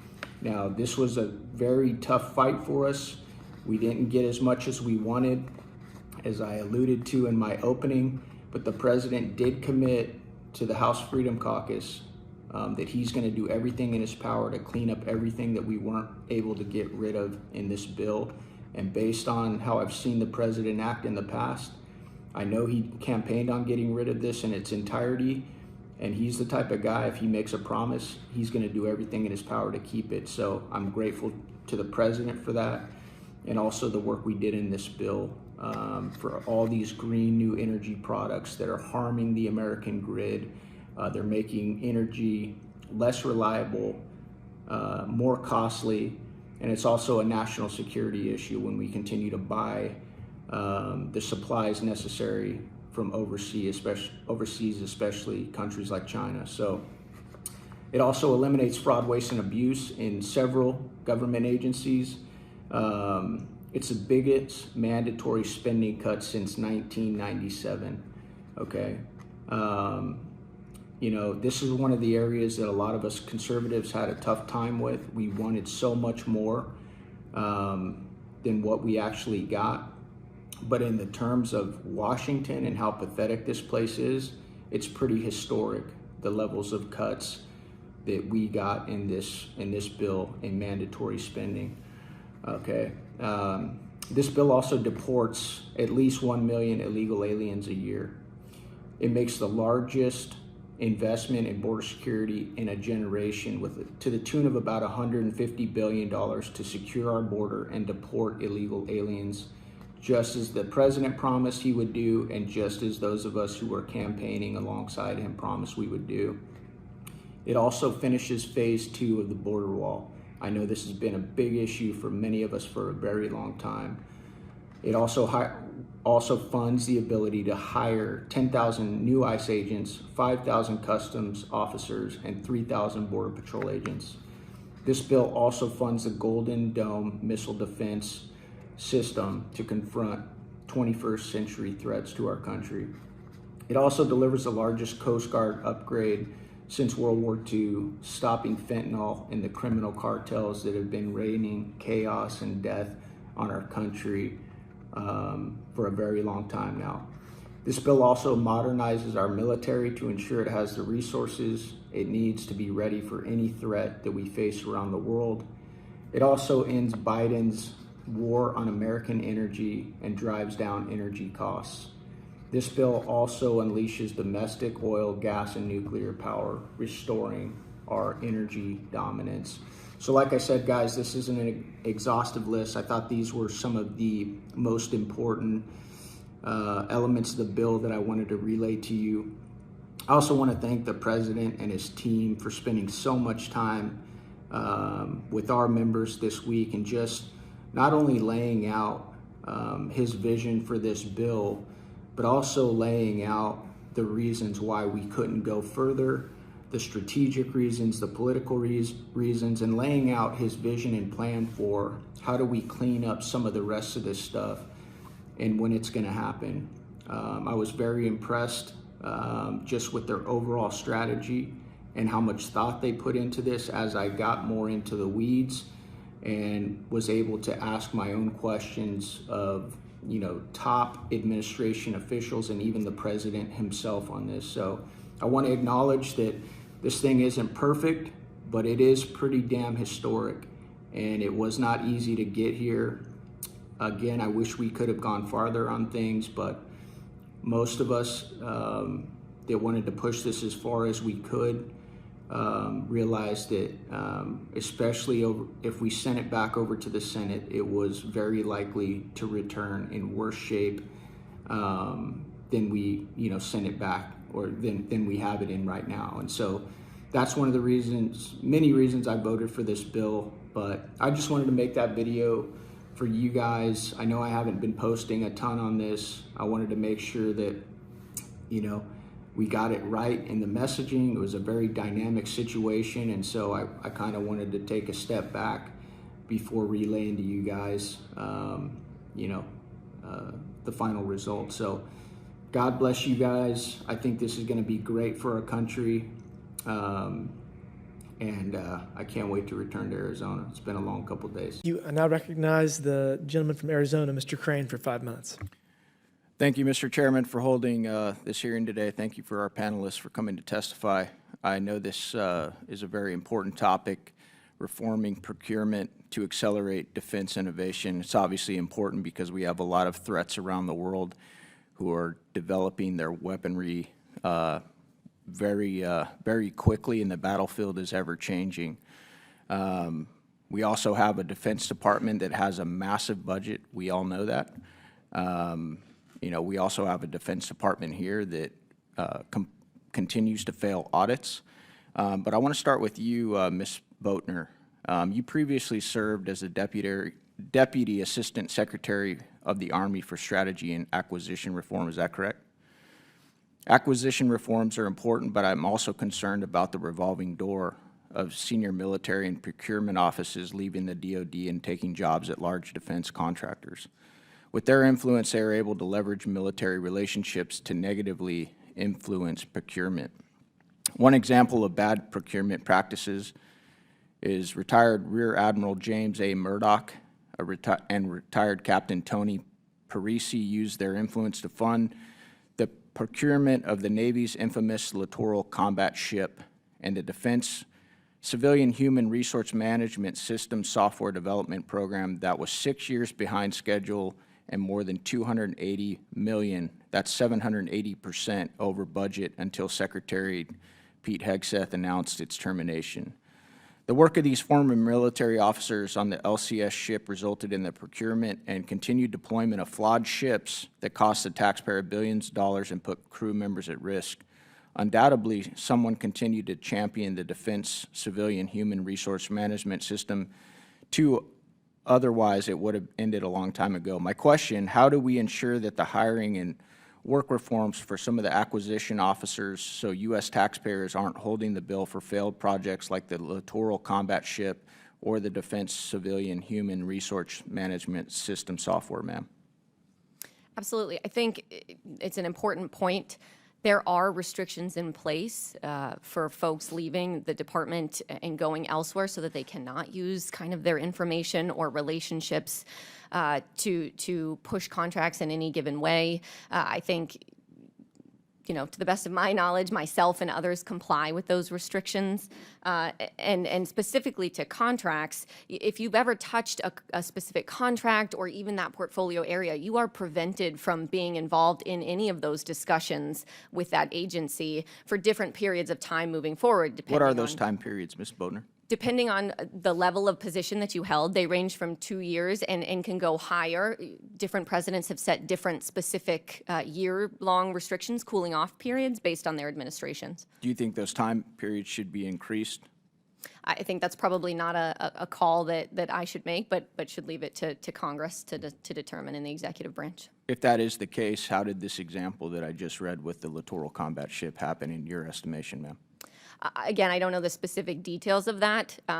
Potentially, perhaps the right restrictions were not in place, but I'm really not familiar with that particular situation. Ms. Oakley, would you like to take a stab at that?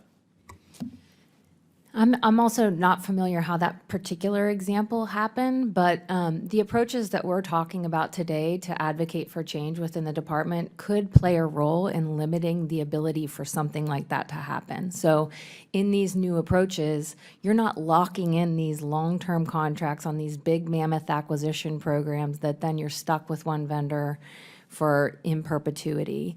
These new approaches would enable shorter term contracts that focus on an initial capability and then be able to open up the aperture for competition through things like modular open systems, et cetera, that would enable other companies to get involved. And so I think, you know, I'm kind of tangentially answering your question, but what we're talking about today would help to prevent the situations like you're talking about. Thank you. I'd also like to submit for the record an article from the Quincy Institute for Responsible Statecraft. It's called March of the Four-Star Generals, the Role of Retired Generals and Admirals in the Arms Industry, and I'd like to read a quick section. In another prominent case, General Without James- objection, so ordered, sorry. Thank you, sir. In another prominent case, General James Mattis went to bat for the blood testing firm Thoronis while he was serving as commander of the U.S. Central Command, then joined the company's board upon leaving government service. Mattis pressed the Army to buy the utilized Theranos equipment, as he acknowledged in an email to Theranos CEO Elizabeth Holmes, uncovered by the Washington Post. It basically goes on to say that Theranos was later charged, 2 of their executives were charged from the Securities and Exchange Commission, described Theranos as an elaborate years-long fraud in which Holmes exaggerated or made false statements about the company's technology, business, and financial performances. And on that, I yield back.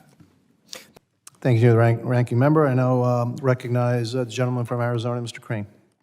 Thank you, Mr. Chairman. Thank you guys for showing up today. Obviously, this is a very serious topic. I don't think that most Americans have the slightest idea how warfare is evolving, especially over in the Middle East and Europe right now when it comes to drones. And that greatly concerns me as somebody who sits on the Homeland Security Committee. A couple weeks ago up here in DC, we were down in the SCIF getting a secret briefing from several of the agencies on our drone capabilities pertaining to many of these major events that are coming up in the U.S., like the World Cup, the Olympics, et cetera. One of the recommendations that I made was that we do everything in our power to make sure that these events take place in domes with roofs over the top for obvious reasons. I think that would cut down a lot and seriously mitigate attacks from drones and the effectiveness that they could have in either dropping chemicals, dropping explosives, et cetera. One of the gentlemen in there said he would put that in his report, but he said he couldn't guarantee that it wouldn't be stripped out of the report. I did some research, and there are 10 NFL stadiums within the U.S. that have domes. I'll read those for you now. We got the State Farm Stadium in Arizona, Mercedes-Benz Stadium in Atlanta, AT&T Stadium, Dallas Cowboys, Ford Field, Detroit Lions, NRG Stadium, Houston, Texas, Lucas Oil Stadium, Indianapolis Colts, Allegiant Stadium, Las Vegas Raiders, SoFi Stadium, Los Angeles, US Bank Stadium, Minnesota, Vikings, Caesar Superdome in New Orleans. Have any of you guys made any recommendations to the interagency or any of the other groups that are responsible for hosting these events about making sure that they do everything in their power to hold these events in domes? Go ahead, Mr. Hudden. Thank you, Congressman. Would be happy to follow up in a classified session to talk about some of the things that my company and others have done to support federal law enforcement agencies at high-profile events. We have not made that specific recommendation, though it makes a lot of sense. Why not? That's been outside of our remit. It makes a lot of sense, and it's entirely possible that at the action officer tactical level that recommendation has been made, but as a company we have not. It has not come across our path. However, thank you for that. Let me ask you a follow-up, Mr. Hutton.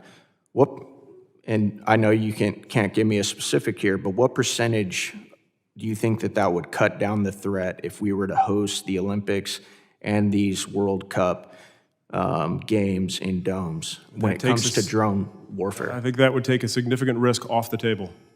Okay, would you commit to pass that along and help me amplify that message to FIFA and everybody involved in Homeland Security and protecting Americans? Because I also looked up the average stadium size for the World Cup coming up, and it's between 64,000 to 105,000 Americans. If we don't think for a second that terrorists and other state actors who would be willing to commit an attack on U.S. soil doesn't see that as a fat, juicy, vulnerable target, we're out of our minds. Would you commit to helping me amplify that, Mr. Hutton? I'd be happy to. What about the rest of you guys? Yes, sir. Yeah, okay. Thank you. I yield back. Gentleman yields back. I now recognize the gentleman from New York, Mr. Kennedy. Arizona, Mr. Crane for 5 minutes. Thank you, Mr. Chairman, for holding this hearing today on how NGOs facilitated the Biden border crisis. You can see our colleagues are very upset that we're having this hearing today. They don't want to talk about this stuff. They don't want to talk about the 300,000 kids that we still don't know where they are. They're upset that President Trump got elected.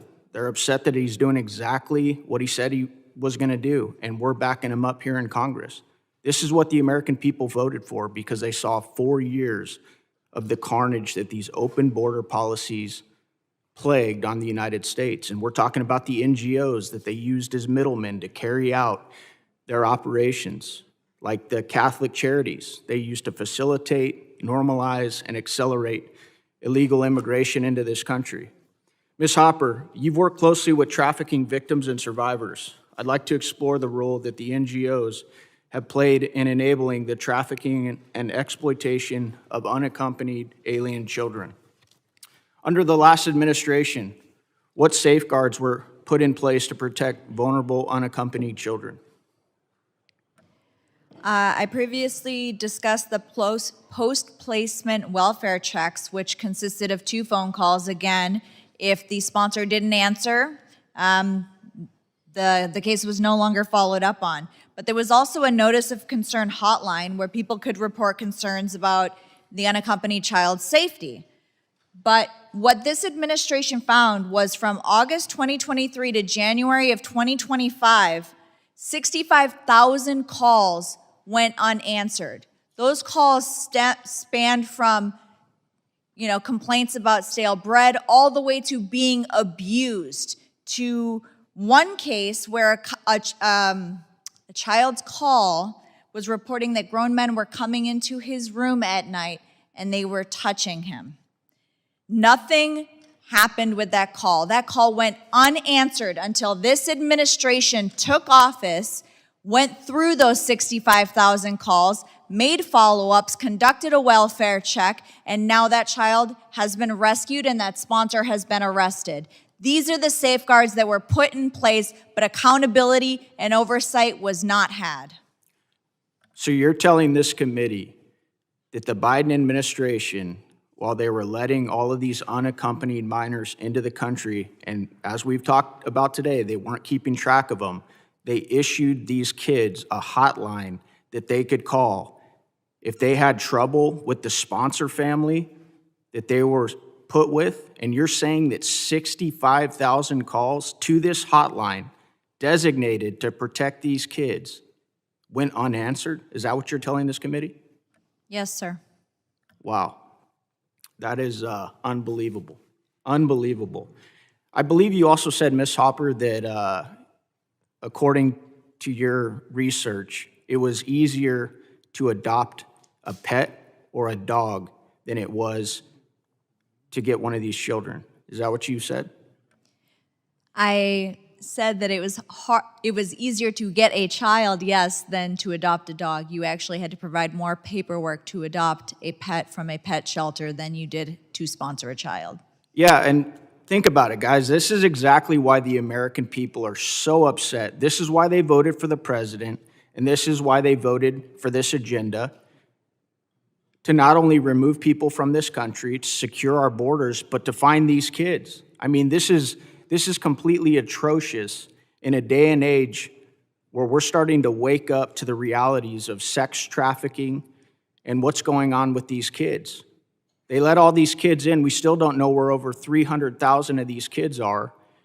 And you're sitting here testifying, saying that they gave a hotline for these kids to report if they were okay, if they needed anything, and 65,000 calls went unanswered. Do you know how many staffers the administration assigned to answering these phones and helping these kids? One. One staffer? Any idea how many hours a day this staffer was working? No.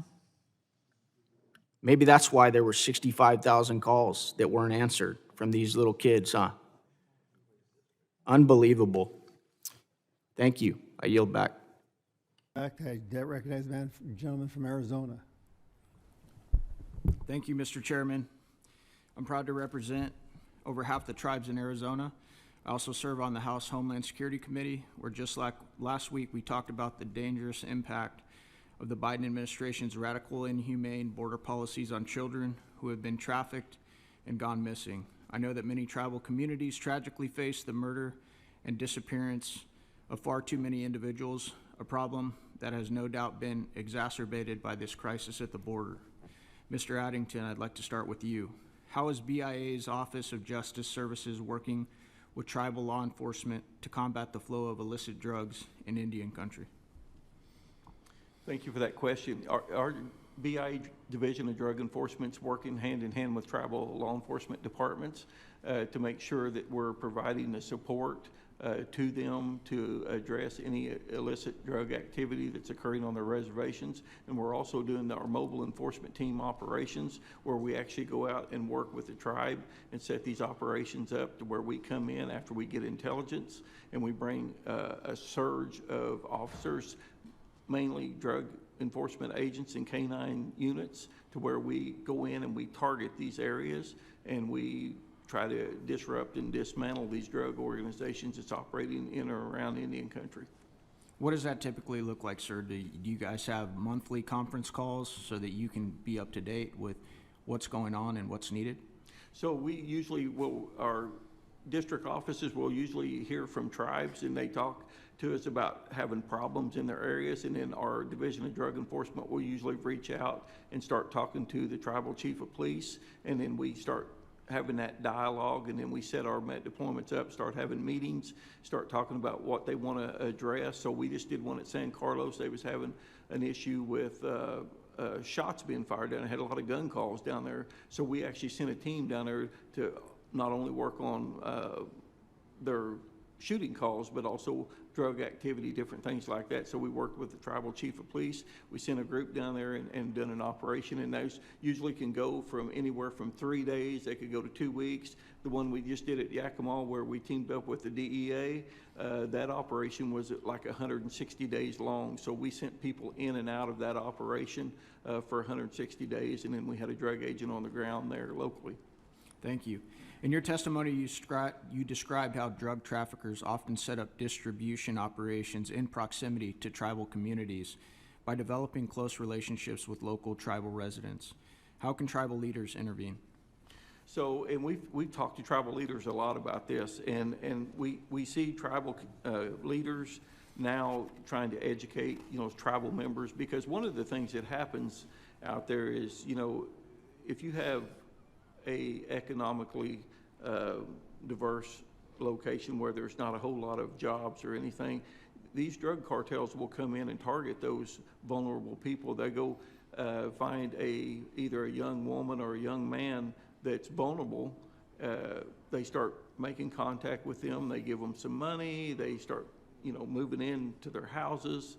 Next thing you know, they're set up in their house, and you become a stash house or a house where they're distributing drugs right there on the reservation or nearby. So we try to educate tribal leaders, and tribal leaders are trying to educate tribal members to be on the lookout for this. Just because somebody's trying to offer you something, they may have an alternative motive. Don't just be taking things from somebody unless you know that person. Is that very often for you guys to see actual stash houses or distribution houses set up on reservations? Yes, we know routes where the drug trafficking comes up the West Coast, comes across on reservations or stash houses. We get a lot of intel through our Division of Drug Enforcement and DEA where stash houses where they come and stash the drugs, and then it gets distributed on across the whole northern tier of the United States. And it's not just the northern tier, but we see a lot of it coming up the West Coast and going across the northern tier in our northern states that affect a lot of the reservations up there. Do you guys typically have success with the prosecutions because it's taking place on tribal land, or is it more difficult for you to get successful prosecutions in those cases? I think it depends on the region that we're in. Most regions are really good at prosecuting, but then you have some regions where you have, where you have border crimes that's occurring, or you have other federal crimes where the workload is really high. So maybe Indian country may not get crimes prosecuted that you might get prosecuted somewhere else just because of the workload. Thank you. I yield back, Mr. Chairman. Chair recognizes Mr. Crane from Arizona. Thank you, Mr. Chairman. I want to say thank you to the guests for showing up today. Since I only have 5 minutes, my first question is going to be a yes or no. Does DC have a crime problem, Mayor Bowser? Any crime is too much crime, Mr. Crane, but we're trending in the right direction. Sorry, just yes or no? It's not a yes or no question. Okay. Chairman Mendelson, does DC have a crime problem, yes or no? There is more crime than we want, but it is significantly All right, I'm moving less. on since you can't follow the instructions. Attorney General, does DC have a crime problem, yes or no? One crime is one too many. We got to keep working at it. Mr. Jackson? One crime is one too many, I agree. Thank you. Do you guys know where DC ranks amongst U.S. cities in crime, Mayor Bowser? In what category? Crime rates. You would have to be more specific, and I don't It's okay. have a list It's of okay. other cities. You guys or actually states. rank number 7. Okay. So you're in the top 10 of most violent cities in the United States, and this is, as other members have pointed out, our city's, our nation's capital. A lot of people come here. And Mayor, I know you, like many of my colleagues have already mentioned, you got a very tough job, and we all appreciate that. It all depends on how you crunch the numbers. Hold on a second, I didn't ask you a US News and question. World Report didn't Has place us in crime the gone top down? 25. Hey, hold on a second. I'm asking the questions here. Has crime gone down since the president deployed the National Guard and other federal agencies, Mayor Bowser? I already mentioned, Congressman, the numbers during the federal surge. So it has gone down? It accelerated, yes. Okay, thank you. Mr. Mendelson, you said in criticism to the National Guard being present in DC, you said that they looked bored. I'm going to ask you a question, sir. Would you rather have National Guardsmen standing posts around DC looking bored but driving down crime, or continue to be ranked in the top 10 in the country in violent crime? Well, with as no I was guardsmen? trying to say, depending upon how you look at the data, we don't even place in the top 25. Now, in my testimony, I outlined That's definitely not the ways- reporting that I've seen. You Well, guys are US ranked, News you and guys are World ranked number Report. 7. You US guys News are and ranked World number Report, 7. you can see that study. All right, moving on. Councilman Mendelson, did you vote with the rest of the city council to defund the police by $15 million in 2020? I don't believe that's the correct amount, but I did vote Yeah, you for the did. budget then. You did. Okay, Councilman, did you call the police in July 2025 because of a protest outside of your home? I called 911.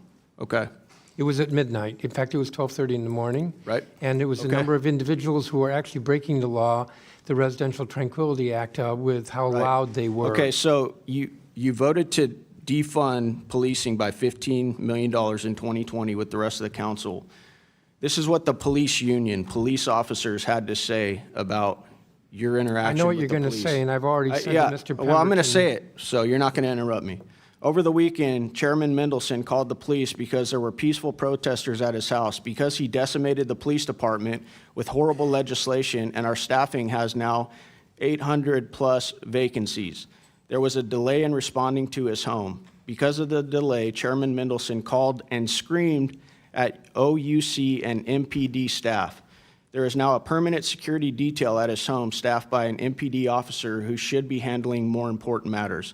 We currently have 3,100 total sworn members, the lowest in 50 years, and we now have to dedicate one of them to be a security blanket for a man who hates cops, while other people calling 911 for real emergencies will have to wait.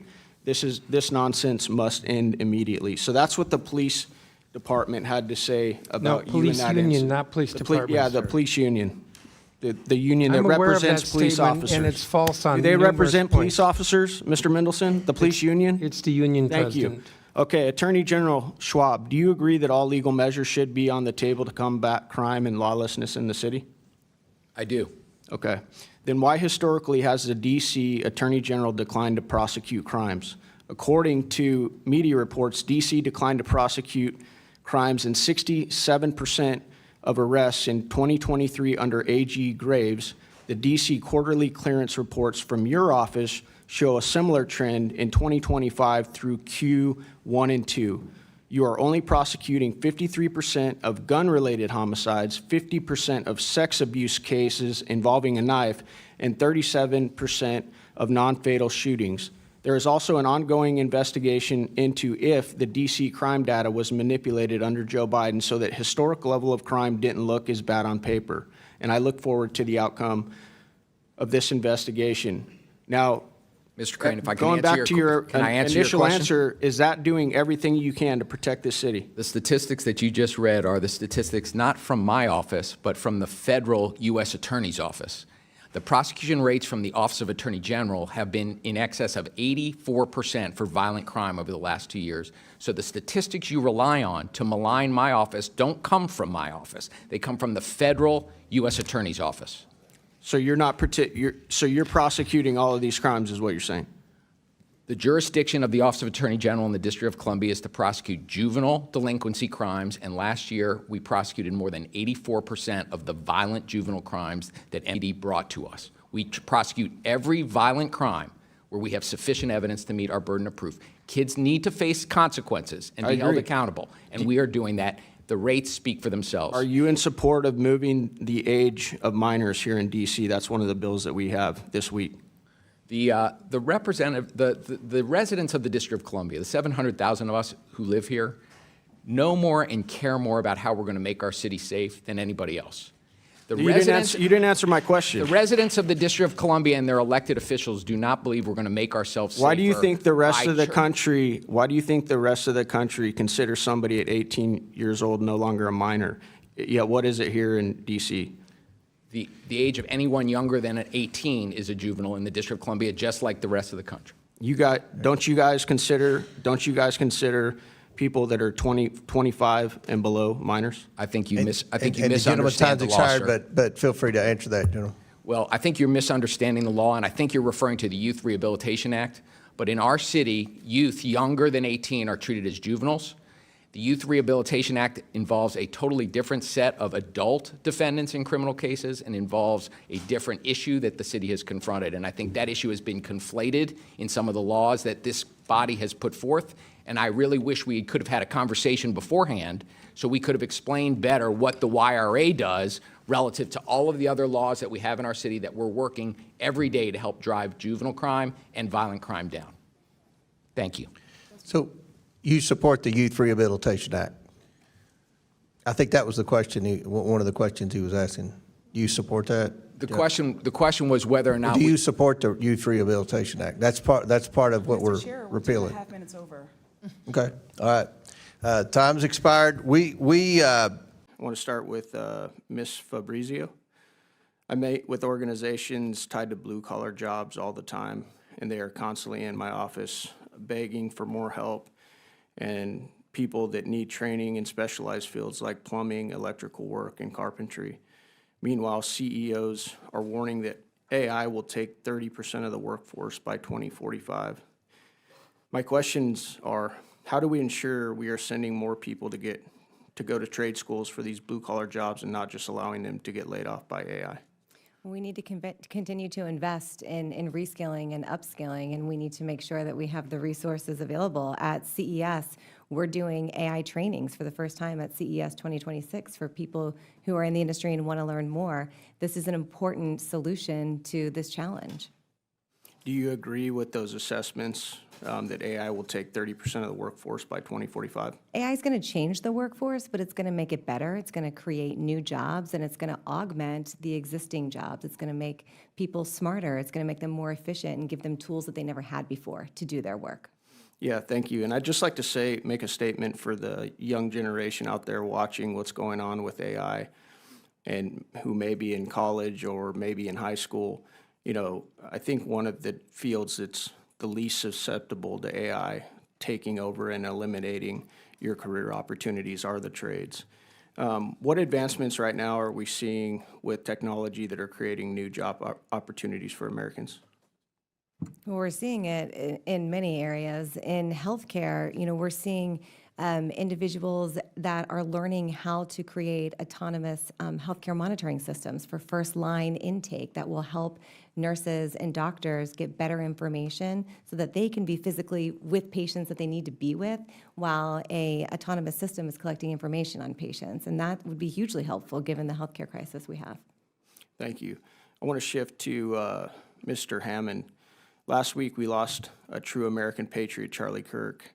Following his assassination, there were reports of Chinese and Russian bots encouraging violence through spreading misinformation, attempting to create division. Did you see any of those reports, sir? I did not. Okay. How should the American people be weary of the increase of inflammatory speech following the assassination of Charlie and other mass violent events from Chinese and Russian bots? It is a really big open challenge. These social media platforms have their work cut out for them. We do not yet have a reliable means of identifying what is a bot, what isn't, especially as these systems become more and more human-like in the way they speak. And so I think it's something we need to put much more resources into. Okay. What do you think federal agencies should be doing to prevent the spreading of misinformation by these bots to sow discourse in our communities and our country? I mean, at a minimum, we should stop selling China and Russia the technology they use to run those bots. These H20 chips, which just got approved, are liable to be approved for export to China. If they all go through, it's going to roughly double their data center capacity for running advanced AI models. We know from the past that they've used these chips to power their surveillance drones, to power their gate recognition technology. So we've given them the ammunition that now they're using on us. Okay, next question for you, sir. When I was growing up in school, it was often considered cheating to use a calculator on a test, right? Now we have CEOs of Fortune 500 companies basically telling their employees that they need to be using AI a few times a day, or they'll be falling behind or become obsolete. My question is, how do we balance the expanded use of AI and not demonize the use of AI while preparing our students for the future?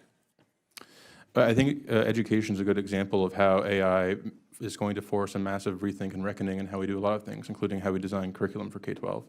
And there's going to be resistance, but there's already new models that are emerging. So there's Alpha School in Austin, which is running AI-assisted tutoring in the mornings and project-based learning in the afternoons, and seeing tremendous results. And so I think we just need much more innovation in how we do education. What advice for this committee and for Congress do you have in regards to any regulations that you think are responsible regarding AI in the future? My three big bullet points are, one, we need to monitor the frontier, so we need to know what's coming and be able to prepare and adapt, because it's going to be a very fast-moving period of human history. So we don't want the government to be the last one to know. Number two is we need to be investing in research and development, especially around issues like control and interpretability. How do we interpret how these models work? How do we understand their behavior? How do we control their behavior? Still, the companies are underinvesting in that. And then third, we need to protect our comparative advantage, which is AI hardware. So as I mentioned earlier, our one big advantage is chips and hardware. China is trying to catch up, but they are cut off right now. And if we open up those chips to China, they're going to jump ahead. Thank you. I yield back.